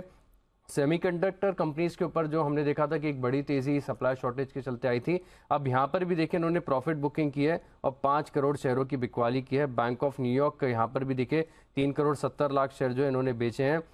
एक्टिविजन बिलार्ड यहाँ पर भी देखें तो 74 लाख शेयर जो इन्होंने बेचे हैं। साथ में शेवरॉन यहाँ पर 24 लाख शेयर बेचे हैं। एलआई फाइनेंशियल्स 2 लाख शेयर बेचे हैं और क्रॉगर जो कि एक रिटेल चेन है, यहाँ पर भी आप देखें तो करीब करीब 2.5-3 लाख शेयर जो इन्होंने बिकवाली की है। यानी टोटल अगर आप देखें तो एप्पल में इनका कन्विक्शन बड़ा है, होल्डिंग काफ़ी ज़्यादा है, पोर्टफोलियो में सबसे ज़्यादा वेट है 39% का, और 8 कंपनियां ऐसी है जहाँ पर इन्होंने अपनी हिस्सेदारी कम की है। तो ये है बुफे साहब के कुछ सिंह। एप्पल में तो कुछ नहीं किया, एप्पल में खरीदा है 3,33,000 और खरीदा है, ऑलरेडी ऐड किया, बिगेस्ट होल्डिंग उसमें भी बढ़ा दिया, ऐड किया। और सेमीकंडक्टर स्टॉक्स में उनमें काफी मतलब करीब 86% वेट इन्होंने रिड्यूस कर दिया, 86% वहां पे। हाँ, और वो भी ताइवान सेमीकंडक्टर जो दुनिया का दिग्गज है। ओके, तो कुछ दिख रहा है बफे साहब को जो शायद हम बाजार इस समय पिकअप नहीं कर रहा है, बट सेमीकंडक्टर स्टॉक्स में उन्होंने अपनी थोड़ी हिस्सेदारी कम करी है, एप्पल में हिस्सेदारी बढ़ाई है। शुक्रिया आशीष, अपडेट लेने के लिए। पता रहना चाहिए कि ग्लोबली भी क्या चल रहा है, निवेशक किस तरह की सोच कर रहे हैं, और बुफे साहब जैसा आशीष ने कहा बहुत रेयरली अपने पोर्टफोलियोज में बदलाव करते हैं, वो भी इतने सारे, तो शायद आगे का कुछ आउटलुक देख कर ही उन्होंने ये चेंजेस किए हैं। आइए वागले साहब की तरफ से एक कॉल है तैयार, बिगुल वागले का वंडर।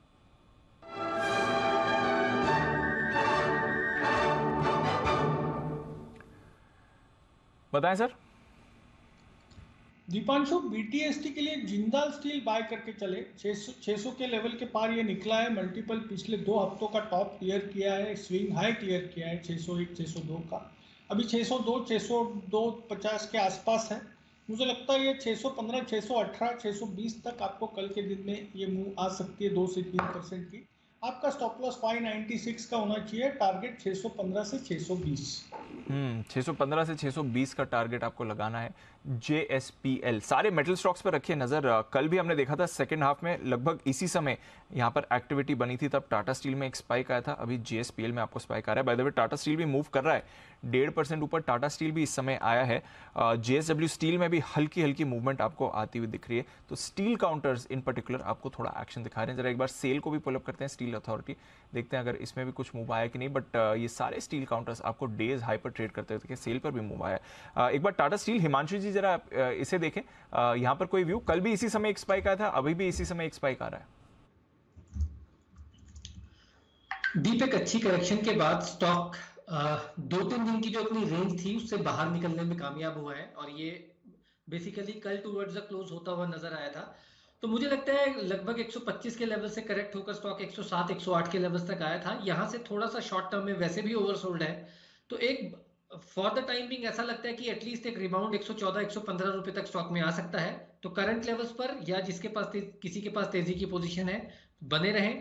ट्रेडिंग के लिहाज से 111 रुपए 110 रुपए 80 पैसे का स्टॉप लॉस लगाएं, और 114 115 रुपए तक की अपसाइड टाटा स्टील में आती हुई नजर आ सकती है। तो यह है आपके लिए टाटा स्टील, जहां पर रखनी है आपको नजर, मूव आ रही है। और JSPL पर तो अभी वागले साहब की कॉल भी आपको आती हुई दिखी थी।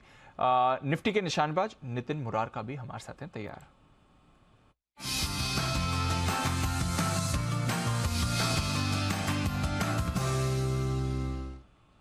Nitin ji, good afternoon sir, बताएं क्या करना है इस समय बाजार में, कैसा एक्शन देख रहे हैं आप?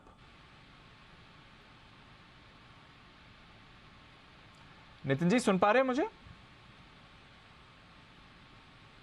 ओके, थोड़े ऑडियो इश्यूज आ रहे हैं नितिन जी के साथ, कोई बात नहीं, दोबारा उनके साथ कनेक्ट करेंगे और जानेंगे क्या व्यू बन रहा है। नितिन जी के आने की तैयारी में बैंक निफ्टी में हल्की रिकवरी आपको दिखाई है, थोड़ा पॉजिटिव टेरिटरी में आते हुए दिखाई, कोई ऐसी बड़ी मूव नहीं आई है, बट थोड़ा एक्शन बैंक्स में आपको वापस पॉजिटिव टेरिटरी में आते हुए दिख रहा है। थोड़ा GNFC पे एक अच्छी मूव आई है, केमिकल स्टॉक्स की हम बात कर रहे थे, जरा GNFC पर रखिए नजर, यहाँ पर भी आपको मूव बनती हुई दिख रही है। SRF की भी बात चली रही थी। आइए नितिन जी हैं तैयार। नितिन जी बताएं सर क्या करना है इस समय बाजार में? देखिए यहाँ पे 18,050 की कॉल ऑप्शन लेंगे जो 23 रुपए में मिल रही है। 18,050 की कॉल ऑप्शन, ये at the money call option हो गई। इसका स्टॉप लॉस 5 रुपए का होगा, यानी कि आपको 20-1 रुपए का रिस्क है, और इसके टारगेट 50 के हो सकते हैं। अभी एट द मनी हम कॉल ऑप्शन ले रहे हैं 18,050 की, 23 में 50 का टारगेट और 5 का स्टॉप लॉस। तो हीरो जीरो ही मान सकते हैं, 18,050 की कॉल लेनी है। किन लेवल्स पर वीकली एक्सपायरी देख रहे हैं सर? देखिए वीकली एक्सपायरी 18,050 से 18,100 के बीच में होनी चाहिए, बट ओवरऑल पॉजिटिव बायस होना चाहिए, और मैं ऐसा मान रहा हूँ कि शॉर्ट कवरिंग आ सकती है, तो 18,100 की तरफ एक्सपायरी हो सकती है। अभी जो डेटा दिख रहा है वो 18,050 पे काफी स्ट्रॉन्ग सपोर्ट बन गया है, क्योंकि वहाँ पे जो ओपन इंटरेस्ट है वो 1,25,00,000 शेयर के आसपास है, तो वो लेवल नहीं टूटना चाहिए। और वहाँ की पुट ऑप्शन भी करीब करीब खत्म हो गई है, 4 रुपए की पुट रह गई है, तो 18,50 सपोर्ट बन गया। अब ऊपर 18,100 रेसिस्टेंस है, वहाँ पे सबसे ज्यादा कॉल राइटिंग है, तो एक्सपायरी 18,050 से 18,100 के बीच में होनी चाहिए। और अभी हम लोग सपोर्ट पे हैं, इसलिए हम 18,50 की कॉल ले रहे हैं, जिसका स्टॉप लॉस 20 पॉइंट का है। तो ये है आपके लिए 18,050 की कॉल, 23 के लेवल पर आप खरीदारी कर सकते हैं। बैंक निफ्टी पर कोई राय नितिन जी? यहाँ पर थोड़ी वॉलेटिलिटी है, एकदम फ्लैट हो चुका है इस समय। देखिए ओवरऑल पीछे से जो डेटा बैंक निफ्टी का बना हुआ है वो पॉजिटिव है, और अभी लास्ट आधे घंटे की कैंडल भी पॉजिटिव बन रही है, तो हम एक पॉजिटिव व्यू रखेंगे। और बैंक निफ्टी में 41,700 पे पुट राइटिंग है काफी ज्यादा, तो मुझे ऐसा लग रहा है कि 41,700 से ऊपर एक्सपायरी हो सकती है। निफ्टी में आप प्ले करते हैं, दोनों में एक प्ले करना चाहिए, निफ्टी और बैंक निफ्टी। तो अगर बैंक निफ्टी लेते हैं तो 41,700 की कॉल ऑप्शन लेंगे 60 रुपए में, स्टॉप लॉस 30 रुपए का और टारगेट 100 रुपए। तो 41,700 की कॉल आप बैंक निफ्टी में खरीद सकते हैं, एक शॉर्ट कवरिंग मूव यहां पर आ सकती है। और 18,050 की कॉल इन द मनी यहां पर आप खरीदारी कर सकते हैं निफ्टी के लिए, यहां पर भी एक शॉर्ट कवरिंग मूव आ सकती है। ये दोनों कॉल ऑप्शंस पर नितिन जी की राय, आज ही की एक्सपायरी की ये सलाह दे रहे हैं। बहुत बहुत शुक्रिया सर जुड़ने के लिए और अपनी कॉल्स शेयर करने के लिए। ब्रॉडर मार्केट में स्टॉक्स का एक्शन है और एक स्टॉक जहां पर आपको रखनी है नजर, अमृतांजन।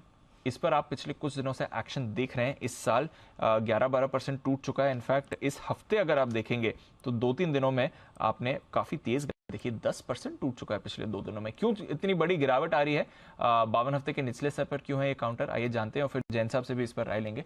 आशीष, वैसे तो ज्यादा रेडार पर रहता नहीं है, बट ऐसा सडनली क्या हो गया जो स्टॉक में इतनी बड़ी गिरावट आ रही है? दीपांशु, खबर आई है दरअसल। देखिए मैं एक बात बताता हूँ कि अमृतांजन फेमस है अपने रोल ऑन के लिए, जो कि हेडेक दूर करता है, लेकिन फिलहाल देखें तो इनके निवेशकों के लिए बड़ी हेडेक हो गई है, क्योंकि एक विसिल ब्लोअर है जिन्होंने कंपनी में शिकायत की है कि यहाँ पर आप देखें कि कंपनी की तरफ से बताया गया कि इनके जो सीनियर मैनेजमेंट है, और सीनियर मैनेजमेंट ये बता रहा हूँ जो कंपनी ने डिस्क्लोज किया वो जानकारी मैं आपके सामने रख रहा हूँ, कि जो विसिल ब्लोअर ने बताया कि सीनियर मैनेजर जो है वो मार्केटिंग के, एडवर्टाइजिंग के या फिर प्रोक्योरमेंट के कोई हैं जिन्होंने कुछ कंपनी में गड़बड़ी की है। अब क्या गड़बड़ी की है, कितनी गड़बड़ी की है, क्यों की है, कितने समय से चल रही है, इसकी जानकारी बिल्कुल देखने को नहीं मिली है। लेकिन अभी हाल ही में जो तिमाही नतीजे आए थे वो भी कमजोर साइड पर देखने को मिले थे। यहाँ पर कंपनी ने अपने नोट्स ऑफ अकाउंट में पॉइंट नंबर 4 में कहा गया कि गड़बड़ी हुई है, इसी तिमाही में मालूम पड़ी है, लेकिन इसके एवज में कोई भी प्रोविजनिंग या फिर कोई भी एडजस्टमेंट अभी तक नहीं किया है।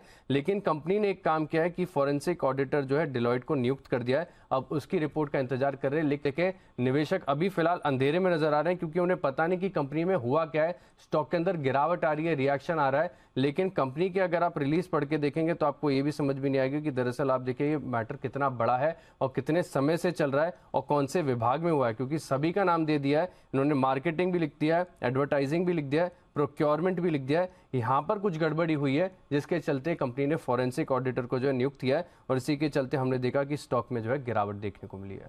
गड़बड़ी क्या हुई है ये नहीं पता अभी तक, कितनी हुई है, क्या हुई है, कैसे हुई है, कब से हो रही है, इसकी बिल्कुल भी कहीं पे भी डिटेल्स नहीं है। गड़बड़ी हुई है, कंपनी को विसिल ब्लोअर की शिकायत मिली है और इस शिकायत के बाद फॉरेंसिक ऑडिटर को नियुक्त कर दिया गया है। बाकी की कोई भी जानकारी जो है वो निवेशकों के साथ या फिर आम जनता के साथ शेयर नहीं की गई।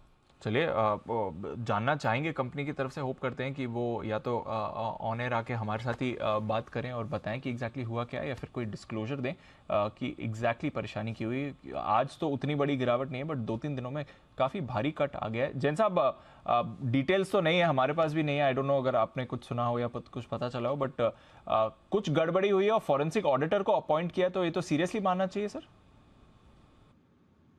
नहीं, बहुत बढ़िया चीज है कि एटलीस्ट फॉरेंसिक ऑडिटर को इन्होंने अपॉइंट किया। और देखिए अमृतांजन के लिए मैं भी चिंतित था, वेरी फ्रैंकली। मैंने लास्ट फरवरी, मुझे याद है कि मैंने ये स्टॉक, जब ये वॉर वाला सिचुएशन था उस टाइम पे मैंने ये स्टॉक को रेकमेंड किया, 26-27 तारीख के लगभग की बात है, फरवरी। तब से ये स्टॉक एक बार बहुत बढ़िया परफॉर्म किया, उसके बाद नॉन स्टॉप अब धीरे धीरे टूट ही रहा और 700 के लगभग काफी सपोर्ट ले रखा था, बट अब गिरा हुआ है। और अगर इतने सारे अगर इश्यूज आते हैं कंपनी के वर्किंग में और इतने सारे ऑडिट्स वगैरह करवा रही है, तो देखिए टॉप मैनेजमेंट को ओवरऑल तो देखिए ये तो अच्छा कि they are reacting it in a big way, but ये चीज जो समझ में नहीं आई वो ये है कि मैनेजमेंट इतना लेट जो चेता और इतना अगर इनके इंपैक्ट आ रहा है। और नंबर्स भी देखिए, क्वार्टरली नंबर्स में भी 2 क्वार्टर से दिख रहा है कि कम हो रहा है, तो कहीं ना कहीं देखिए इश्यूज है। और इतनी पुरानी एक मैनेजमेंट और एक बहुत क्वालिटी मैनेजमेंट है, बड़ी ब्रांड है, इनके प्रोडक्ट लॉन्चेस अच्छे थे, इवन ये लोग सैनिटरी पैड्स में भी और सब में एंट्री ले रहे थे, जूसेस लॉन्च किए, बाम तो है ही है। तो मुझे लगता है कि देखिए ये एक अपॉर्चुनिटी होगी कि अगर यहाँ से गिरावट आती है और ये वापस से, जैसा आपने बोला कि बहुत ज्यादा डिटेल्स अब आएंगी, और मैं तो यही कहूंगा कि मैनेजमेंट को बुलाए, अनिल जी जो सुबह वाला जो सेगमेंट करते हैं उस सेगमेंट में आएंगे और क्लैरिटी आएगी तो हमें भी अच्छा रहेगा। और देखते हैं अभी प्रेस रिलीजेस और इनको पढ़ते हैं और फाइनल पॉइंट्स में जाते हैं। मेरे हिसाब से देखिए ओवर रिएक्ट इन्वेस्टर्स को नहीं करना चाहिए, क्योंकि बिजनेस बहुत बढ़िया है, ब्रांड बहुत बढ़िया है, मार्केट्स की रीच बहुत बढ़िया और एक बहुत पुराना एक मैनेजमेंट, बहुत पुरानी एज ओल्ड कंपनी है, तो ऐसे कोई इतनी पुरानी चीजें ऐसे जल्दी खत्म नहीं होती है। तो मेरे हिसाब से बिल्कुल डरे नहीं, होल्ड करके रखिए एक बार, और फाइनल डिटेल्स आएगी और फिर देखते हैं फॉरेंसिक ऑडिट में क्या निकल के आता है सामने। बिल्कुल, तो फॉरेंसिक ऑडिट आशा करते हैं डिटेल्स उसकी जल्द से जल्द आए, और हमारा निवेदन भी है मैनेजमेंट से कि वो आए हमारे साथ ऑन एयर जुड़ें और क्लैरिफाई करें कि एग्जैक्टली ये मामला क्या है, क्योंकि निवेशकों को भारी नुकसान उठाना पड़ रहा है, कोई क्लैरिटी नहीं आई है। ये मैनेजमेंट का है कि कुछ विसल ब्लोअर कंप्लेंट्स हैं और फॉरेंसिक ऑडिटर अपॉइंट किया है, बट क्लैरिटी नहीं आई है। तो हमारा पूरा निवेदन है मैनेजमेंट के साथ कि वो ऑन एयर हमारे साथ जुड़ें और इस मुद्दे पर क्लैरिफिकेशन अपना दें। इस बीच भारत इलेक्ट्रॉनिक्स को पुल अप करिए। अभी हम सारे डिफेंस स्टॉक्स की बात कर ही रहे थे, जैन साहब से भी बात करी थी, भारत इलेक्ट्रॉनिक्स की जैन साहब ने बात भी करी थी, और वहाँ पर एक बड़ा स्पाइक भी आपको आते हुए दिख रहा है, क्योंकि इन्होंने इजराइल के एयर स्पेस कंपनी के साथ एक करार किया है। इजराइल एरोस्पेस के साथ इन्होंने करार किया है। ये जो एरो एक्सपो चल रहा है वहाँ से लगातार ये डेवलपमेंट्स आ रहे हैं। भारत डायनामिक्स ने भी करार किया था, वो भी हमारे पास डेवलपमेंट आया था। मिश्र धातु भी था रेडार पर, पीटीसी इंडस्ट्रीज, रैमको सिस्टम्स, इन सभी कंपनी से करार किया है, और अब बीईएल के लिए भी ये खबर आ रही है 4% ऊपर। सुमित जी ने अभी 102 और 105 की बात भी करी थी। LORA वेपन सिस्टम्स के लिए ये करार किया गया है। इंटरेस्टिंग और इम्पॉर्टेंट डेवलपमेंट भारत इलेक्ट्रॉनिक्स के लिए आ रहा है, बट पूरा डिफेंस स्पेस ही आपको इस समय बजिंग दिख रहा है। Bharat Electronics, Bharat Forge, Bharat Dynamics, Hindustan Aeronautics, Astra Micro, BHEL, ये सारे के सारे स्टॉक्स भाग रहे हैं इस समय, तो बढ़िया तेजी इस पर बनी हुई है, यहाँ पर रखें आप नजर। ओके, डिफेंस स्टॉक्स पर मूव आ रही है, और निफ्टी पर भी थोड़ी मूव जो बनने की कोशिश कर रही थी। ओबरॉय रियल्टी का एक योगदान आ रहा है। मेट्रोपोलिस को एक बार जरा पुल अप करें, ये चार्ट एक स्पाइक दिखा रहा है 3% ऊपर। मेट्रोपोलिस का काउंटर आपको इस समय दिखे। एक बार जरा बंसल जी से चार्ट पर राय ली जाए। बंसल जी, मेट्रोपोलिस देखें, थोड़ा एक्शन में है आज, रोटेशन चल रहा है बाजार में, 3% ऊपर सर। बिल्कुल दीपांशु, ये भी एक्शन में है, डॉक्टर लाल पैथ लैब भी एक्शन में है, तो जिनके पास है दीपांशु बने रहने की राय है। और स्टॉक 1347 के अराउंड चल रहा है, 1350 के ऊपर निकल के सस्टेन करेगा तब यहाँ पर खरीदारी की राय होगी। और 1350 के लेवल्स अगर क्रैक होते हैं तो 1382, 83 टारगेट बैठता है, तो 1350 के ऊपर एक नई खरीदारी का कैंडिडेट बनेगा, उसके ऊपर खरीदे। मेट्रोपोलिस पर रखें नजर, खरीदारी का कैंडिडेट भी बन सकता है। एक कैंडिडेट ट्रेड के लिए जो आया है श्रीकांत जी के रेडार पर, आइए जानते हैं उनके साथ बिगुल BTS BT।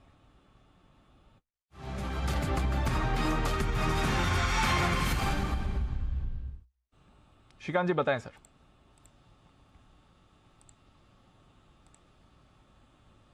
सर आपका ऑडियो म्यूट है। सॉरी। तो दीपांशु देखिए, यहाँ पे जैसे डिफेंस में ओवरऑल एक्टिविटी बनी है, मुझे लग रहा है कि कोचिन शिपयार्ड ये एक स्टॉक ऐसा है कि जिसे हम लॉन्ग करके चल सकते हैं। पिछले एक महीने से वो एक ही रेंज के अंदर ट्रेड कर रहा है, लगभग 520-22 के करीब वो हाईएस्ट लेवल्स बनाता है, और जो उसके मल्टीपल लोज बने हैं वो तकरीबन 470 के करीब के हैं। और पिछले 3 दिनों से अगर आप देखें तो इसमें अच्छी खासी एक्टिविटी वापस पॉजिटिव बनती जा रही है। हमें लगता है कि ये स्टॉक भी इतने बड़े फॉल के बाद, यानी कि ये स्टॉक तकरीबन ट्रेड कर रहा था 700 के करीब, वहां से गिरते हुए 470-500 के करीब आ चुका है। हमें लगता है कि इसमें बॉटमिंग आउट का फॉर्मेशन बन रहा है, और ये स्टॉक वापस एक बार रिबाउंड करते हुए 530 से लेकर 535 के लेवल्स शॉर्ट टर्म में दिखा सकता है। तो करंट लेवल से कोचिन शिपयार्ड को लॉन्ग करें। शॉर्ट टर्म के लिए जो स्टॉप लॉस रखना है वो हम 490 का रखेंगे, टारगेट्स 530 के, और अगर यहाँ से लंबी अवधि का नजरिया है तो मुझे लगता है कि ये स्टॉक 600 के भी लेवल्स दिखा सकता है।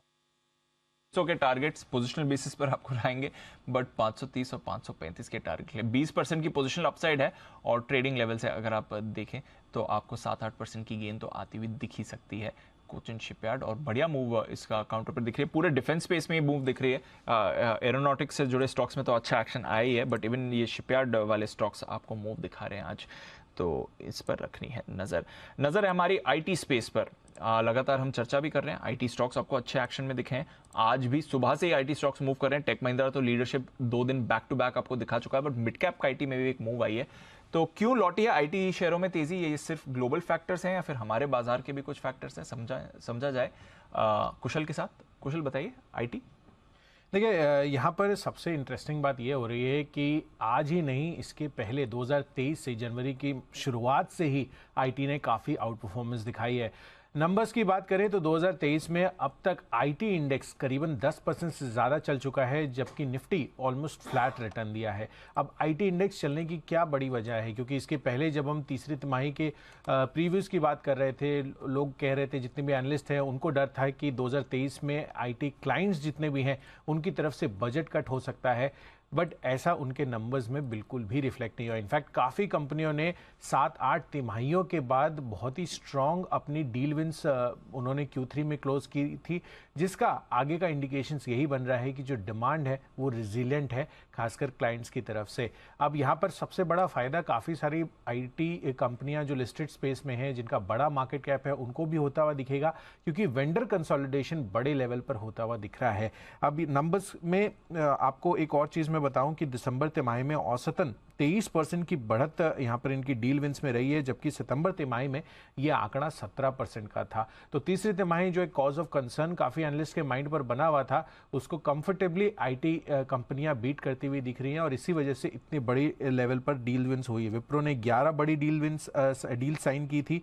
साथ ही इन्फोसिस के लिए पिछले 8 तिमाहियों में, जैसे कि मैं आपको बता रहा था, सबसे मजबूत इन्होंने करीबन 32 बड़ी डील विंस इन्होंने साइन की थी तीसरी तिमाही में। आईटी इंडेक्स भी आप वैल्यूएशन के लिहाज से भी देखेंगे तो 5 साल का जो औसतन आईटी इंडेक्स का पीई है करीबन 25.6 का, उसके आसपास ही अब ये ट्रेड कर रहे हैं 27। तो बॉटम साइड कहीं ना कहीं लिमिटेड है, पर अपसाइड का पोटेंशियल अब क्लियर कट आईटी कंपनियों के बन रहा है, और इसी वजह से वाईटीडी रिटर्न्स के हिसाब से आप देखिए तो LTI Mindtree clear cut out performer रहा है, करीबन 13% के गेंस इसने अब तक 2023 में दिखा दिए हैं। साथ ही टेक महिंद्रा पिछले 2 दिनों में बहुत ही शानदार तेजी रही है। टीसीएस 9.5% की तेजी इस काउंटर ने बाजार का जो दिग्गज आईटी हैवीवेट है उसने भी दिखाया है।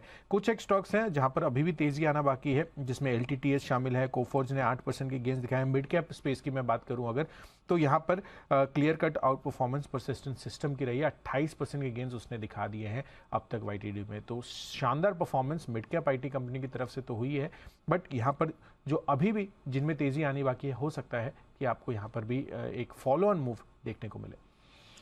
और देखिए हमारे एक्सपर्ट्स के रेडार पर टेक महिंद्रा आज सुबह बंसल जी की पिक ऑफ द डे था, वागले साहब की तरफ से खरीदारी की राय आई थी। उसके बाद न्यूक्लियस सॉफ्टवेयर राकेश जी कुणाल जी की तरफ से 10 की कमाई थी। हिमांशु जी ने एम्फेसिस रेकमेंड किया था।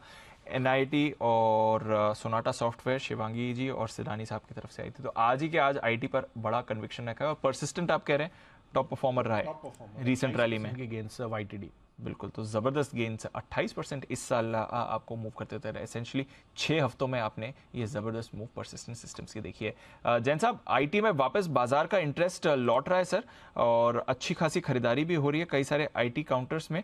आपके कोई काउंटर पर नजर?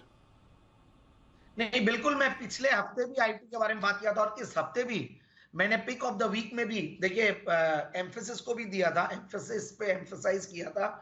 और मुझे लगता है कि आईटी स्टॉक्स में जो एक डर था यूएस के रिसेशन का और ओवरऑल, उसकी वजह से थोड़ी अंडर परफॉर्म कर रहे थे। और सबसे बढ़िया बात है, अभी जो गुप्ता जी ने बोला कि इसमें रिस्क रिवॉर्ड रेशियो बहुत बढ़िया है, और अपना वैल्यूएशंस अट्रैक्टिव हो गए हैं। अपने जो 5 ईयर एवरेजेस है, जो पी मल्टीपल्स है, और देखिए ऐसे जबरदस्त मैनेजमेंट वाली कंपनियां, ऐसे कैश फ्लोज वाली कंपनियां, जीरो डेट वाली कंपनियां, और अगर सस्ते वैल्यूएशंस में मिलती है तो बिल्कुल लेना चाहिए। और सबसे बढ़िया बात यह है कि आप होराइजन रखिए। एक तो मिड कैप स्मॉल कैप वैसे ही बहुत ज्यादा परफॉर्म नहीं कर रहे, और वहां पे अगर ऐसे बढ़िया क्वालिटी के स्टॉक्स मिलते हैं तो 1.5 साल का जो भी होराइजन रखेंगे उनको अभी भी बहुत बड़ी बड़ी अपॉर्चुनिटीज है।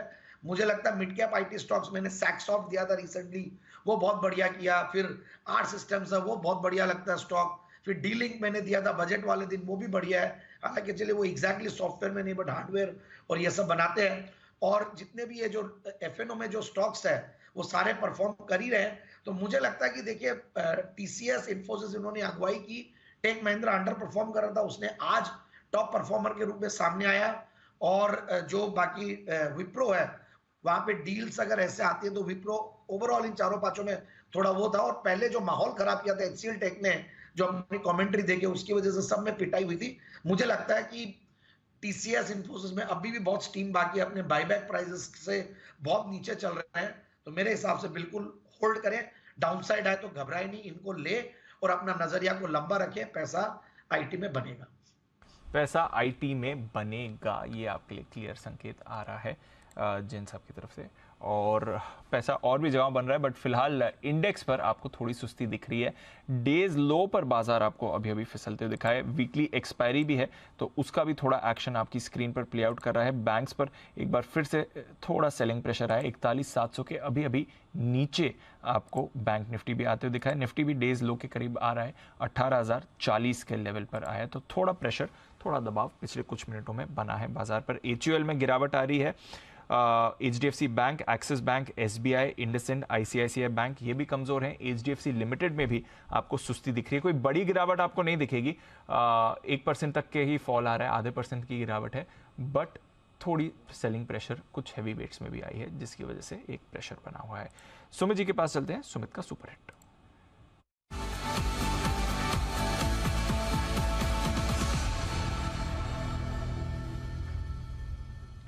बताएं सुमित जी। दीपांशु, सेल साइड का स्टॉक अभी मेरे रडार पे आया है। स्टॉक का अभी भाव चल रहा है 430 रुपए 50 पैसे, 431 रुपए। स्टॉक का नाम है आईसीआईसीआई प्रू, और पहले भी मैंने कई बार कहा है कि स्टॉक में बिकवाली हुई है शुरू, और वापस से स्टॉक में बिकवाली हुई है शुरू। पिछले 5 दिनों के लो स्टॉक ब्रेक कर रहा है। आईसीआईसीआई प्रू में यहाँ से नीचे के लेवल देखने को मिल सकते हैं। 440 का स्टॉप लॉस लगा के आईसीआईसीआई प्रू में बिकवाली करके चलने का सलाह रहेगा। नीचे के अंदर जो इसका पहला टारगेट बनेगा 421 रुपए का बनेगा, दूसरा टारगेट बनेगा 415 रुपए का बनेगा। 2 से 3 दिन के लिए आईसीआईसीआई प्रू में बिकवाली करें 440 के स्टॉप लॉस से 421 और 415 के टारगेट्स के। 415 के टारगेट्स के लिए सेल करना है आपको आईसीआईसीआई प्रू पर, तो सेल कॉल आपके लिए आना शुरू हो गए। सुमित जी ने भी एक सेल आइडेंटिफाई भी किया है। मेटल्स की बात चल रही थी, तो एक स्टॉक जहां पर करना है फोकस वो है हिंदुस्तान जिंक। अगले 2 साल में दुनिया की सबसे बड़ी जिंक कंपनी बनने का लक्ष्य है इसका। ये एक एक्सक्लूसिव बातचीत करी थी जी बिजनेस के संवाददाता अमरीश पांडे ने कंपनी के सीईओ अरुण मिश्रा साहब के साथ। थोड़ा सुन लेते हैं कि क्या कहा है उन्होंने आगे के प्लान्स को लेकर। सर, सबसे पहला सवाल तो ये कि अपने तरह का ये पहला समिट कहें भारत में हो रहा है, किस तरह का एक्सपेक्टेशन है आपको इस समिट से? इस समिट से, क्योंकि इंडिया आज वर्ल्ड का टॉप 5 इकोनॉमीज में है, 5th लार्जेस्ट इकोनॉमी है।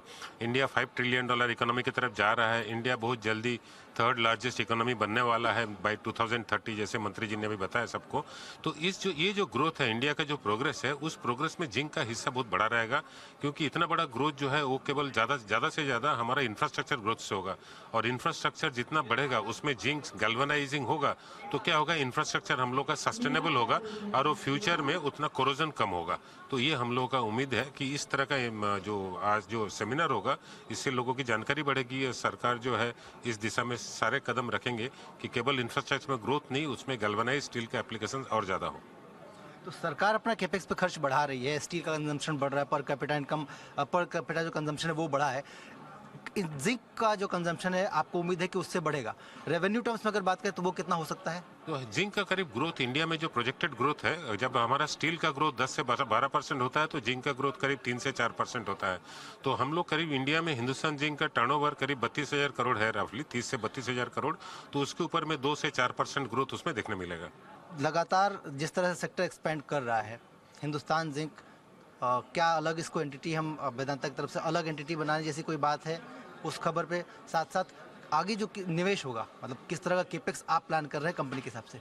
नो, हिंदुस्तान जिंक ऐसे ही अलग एंटिटी है। वेदांता ग्रुप में हिंदुस्तान जिंक एक अलग से अपने आप पे लिस्टेड एंटिटी है, जिसमें कि करीब 29.5% शेयर गवर्नमेंट के हाथ में है और करीब 3 to 4% शेयर मार्केट में है। तो इसीलिए हम लोग अलग एंटिटी है, लिस्टेड एंटिटी है। अब इसके ग्रोथ के बात है, of course Hindustan zinc cash rich company है, बहुत अच्छा कैश फ्लो वाली कंपनी है, करीब 48 to 50% प्रॉफिट लेवल वाली कंपनी है। तो इसका फ्यूचर भयंकर ब्राइट है। और हिंदुस्तान जिंक मेरे समझ से आज के डेट में हम लोग वर्ल्ड का 2nd लार्जेस्ट है। हो सकता है 1-2 साल के अंदर Hindustan Zinc will become world's largest zinc manufacturing company. तो ये है आपके लिए हिंदुस्तान जिंक, खबरों में भी रहा है अभी रिसेंटली, और देखते हैं जो उनकी ईजीएम आएगी उस पर शेयर होल्डर्स का क्या डिसीजन निकल कर आता है। बट मेटल स्टॉक्स पर रखिए नज़र, मूव आ रही है हिंदुस्तान जिंक, ये भी आपके रेडार पर रहना चाहिए। एक्सक्लूसिव बातचीत कंपनी के सीईओ के साथ थी हमारी। आइए अनिल जी भी हैं तैयार, लेते हैं आज की फाइनल मार्केट स्ट्रैटेजी।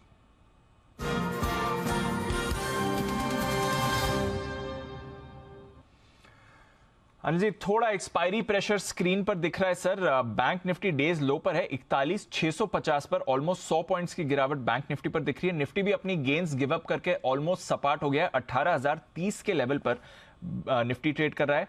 अमेरिकी फ्यूचर्स भी एकदम फ्लैट हैं, कुछ एक्शन नहीं आ रहा है, बिल्कुल फ्लैट मूवमेंट है। यूरोप थोड़ा ऊपर है, कच्चा तेल भी प्रेशर पर है, रुपया 9-10 पैसे मजबूत है। क्या करके जाना है सर?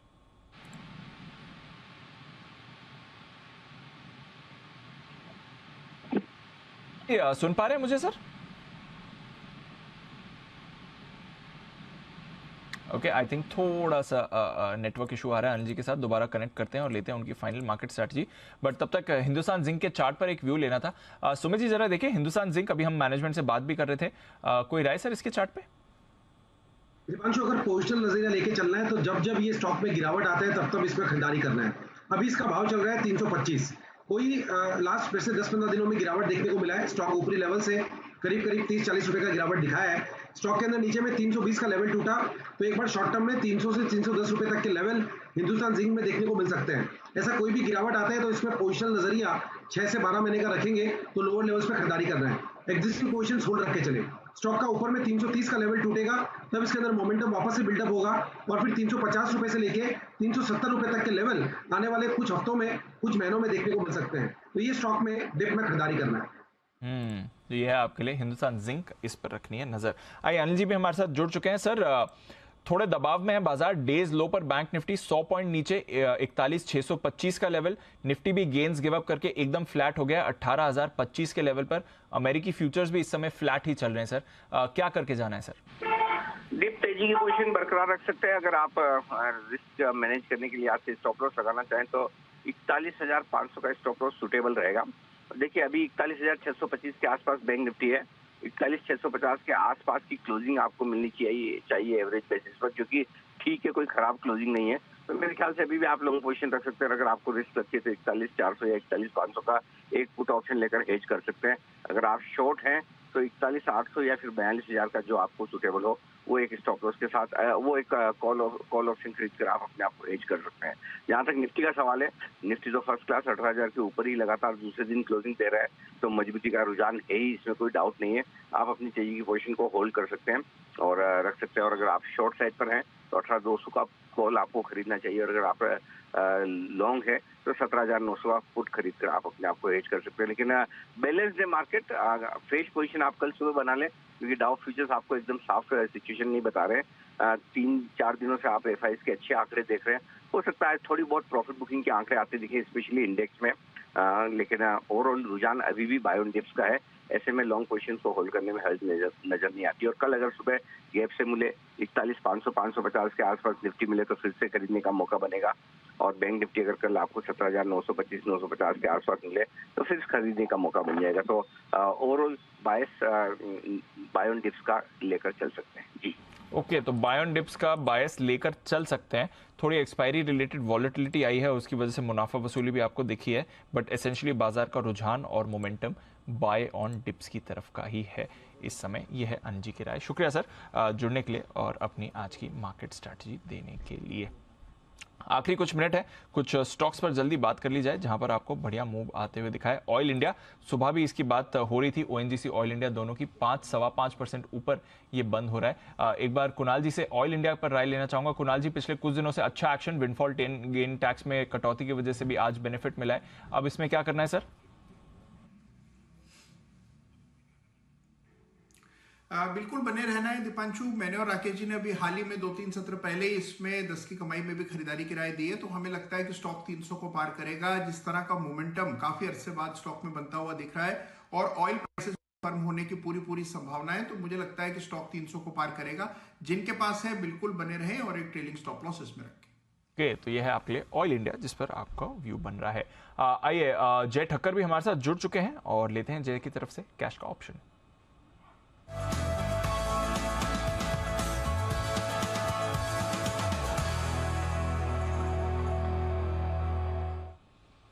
गुड आफ्टरनून जय, एक्सपायरी रिलेटेड वॉलेटिलिटी, मुनाफा वसूली आ रही है स्क्रीन पर, क्या करना है इस समय?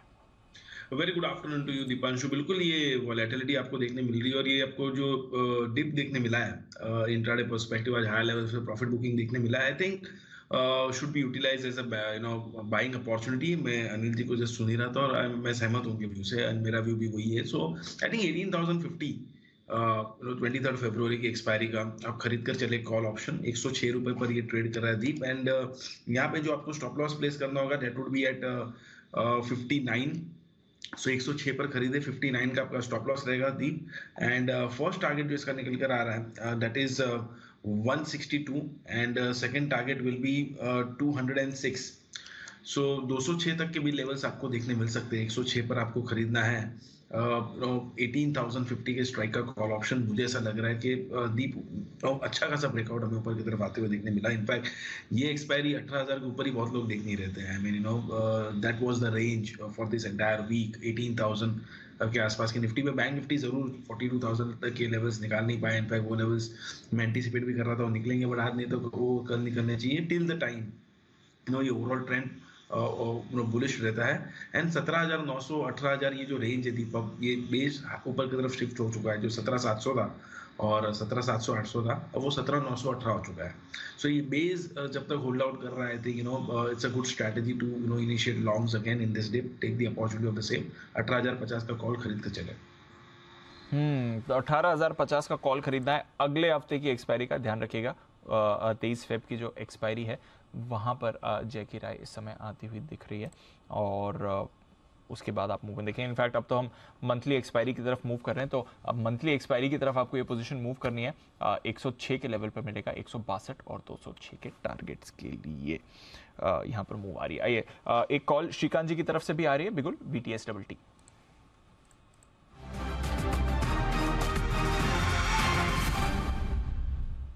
श्रीकांत जी बताएं सर।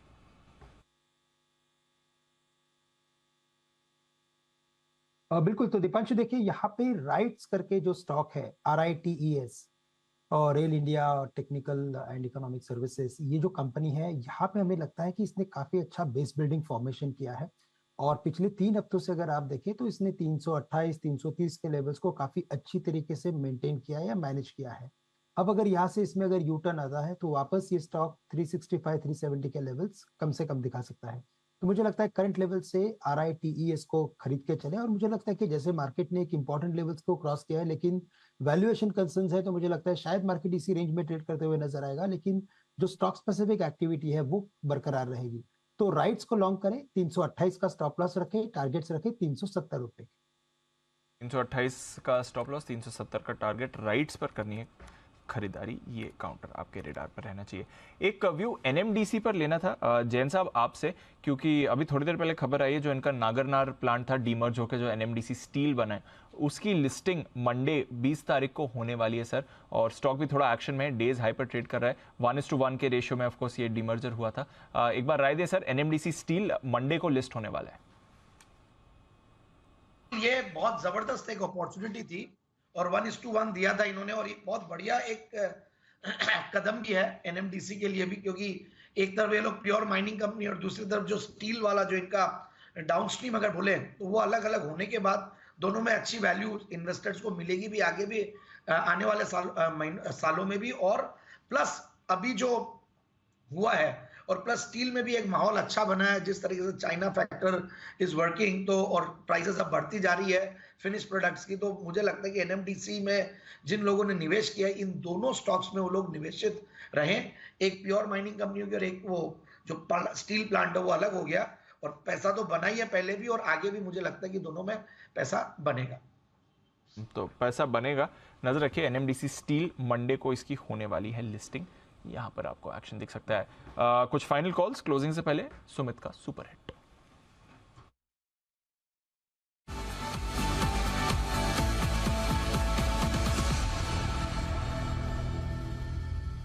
बताएं सुमित जी। दीपांशु, एक वीक स्टॉक और नजर में आया और ये स्टॉक भी कंटिन्यूसली दबाव भी दिखा रहा है और पिछले 6 महीने से स्टॉक में दबाव देखने को मिला है। स्टॉक का अभी भाव चल रहा है 1450, 1450। स्टॉक का नाम है बाटा। बाटा इंडिया के अंदर सेलिंग प्रेशर है। बाटा इंडिया में कंटिन्यूसली लोअर लोज देखने को मिल रहे हैं। डेली चार्ट, वीकली चार्ट दोनों खराब दिख रहे हैं और आज भी स्टॉक ने वीकनेस दिखाया है और डेज लो पे ये ट्रेड कर रहा है। बाटा के अंदर मेरे को लग रहा है कि यहाँ से 1415 रुपए का इसका पहला टारगेट बनेगा, 1400 रुपए का इसका दूसरा टारगेट बनेगा।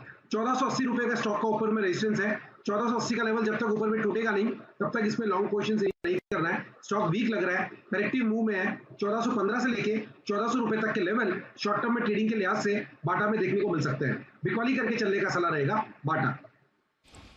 बाटा पर करें बिकवाली। आज सुबह हम मैनेजमेंट से बात कर रहे थे, आगे का आउटलुक तो काफ़ी पॉजिटिव आया मैनेजमेंट की तरफ से, बट बाजार का इस समय भरोसा नहीं आ रहा है। नतीजों से पहले भी फिसल रहा था, नतीजों के बाद और गिरावट आई है और अब फिर से थोड़ी वीकनेस दिख रही है। 1450 के नीचे बाटा का काउंटर है आपके लिए।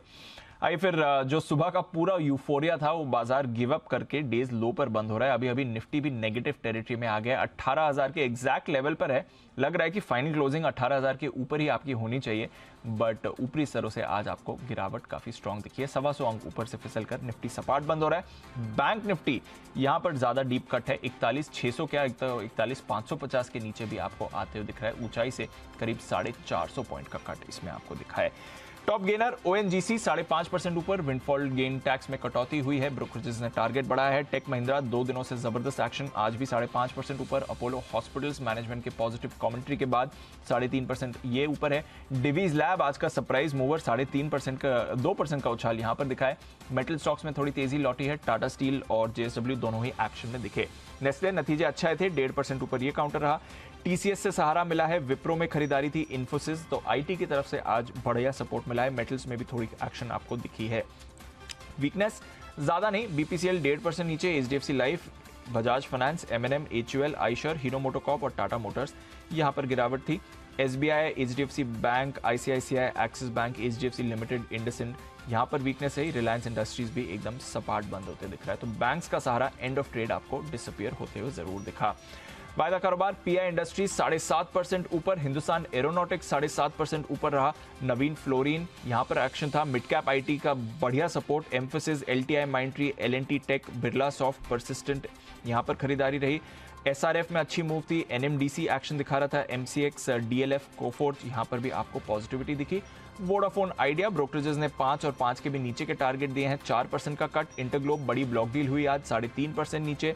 आईसीआईसीआई प्रू अभी शॉर्ट कॉल आया था, बाटा अभी शॉर्ट कॉल आया था, दोनों ही नीचे। आईसीआईसीआई लोम्बार्ड भी कमजोर। Shriram Finance, CONCOR, AU Small Finance Bank, Can Fin Homes, Manappuram, RBL Bank यहां पर भी आपको कट आते हुए दिखाए। तो एंड ऑफ ट्रेड थोड़ी मुनाफा वसूली जरूर आपको स्ट्रांग होती हुई दिखी।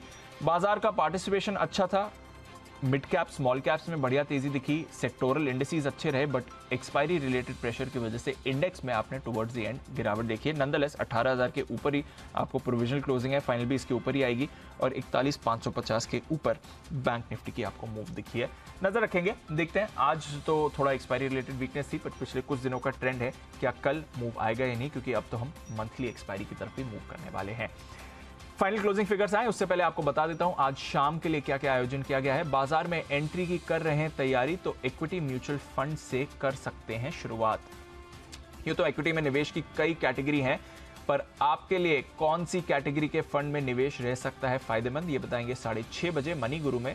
इक्विटी में मुनाफे की स्ट्रैटेजी हमारे साथ होंगे फिरोज अजीज साहब, डिप्टी सीईओ आनंद राठी वेल्थ, और Prableen Bajpayee, founder fin fix की। इसके अलावा सोशल मीडिया इन्फ्लुएंसर या फिर सिर्फ सोशल मीडिया पर छाए इन्फ्लुएंसर्स या फिर सोशल मीडिया पर छाए हुए बल्कि वो हैं जो वर्ल्ड में आगे बढ़ रहे हैं। Advertising standards council of India की माने तो 70% भारतीय इन्फ्लुएंसर्स की तरफ से एंडोर्स किए जाने वाले प्रोडक्ट्स खरीदते हैं। इंडिया 360 में करेंगे विश्लेषण की कैसे इन्फ्लुएंसर एड वर्ल्ड के दबंग साबित हो रहे हैं। जरूर देखिए, एड की दुनिया के इन्फ्लुएंसर्स दबंग। इसके अलावा कुछ और भी खास शोज होंगे आपके लिए आज शाम 8 बजे के लिए। फाइनल फिगर 18,035 यहाँ पर निफ्टी हो रहा है और 41,630, तो वही है, एक्सपायरी की थोड़ी मूव थी, अदरवाइज प्रोविजनल और फाइनल एक्सपायरी बैंक निफ्टी पे लगभग 70-80 पॉइंट का फर्क आपको आते हुए दिखा है। तो पॉजिटिव क्लोजिंग निफ्टी की, 100 पॉइंट नीचे क्लोजिंग बैंक निफ्टी की आपको आती हुई दिखी है। देखते हैं कल का ट्रेडिंग डे कैसा रहेगा, बाजार के लिए एक्शन भरपूर आपको होते हुए दिखा है। बहुत बहुत शुक्रिया हमारे सभी मेहमानों का आज शो में हमारा साथ देने के लिए। वागले साहब, कुणाल जी, बंसल जी, साथ ही जैन साहब, हिमांशु जी, सुमित जी, श्रीकांत जी एंड ऑफ कोर्स जय ठक्कर, आप सभी का कल वीकेंड सेशन से पहले आपसे फिर से करेंगे मुलाकात।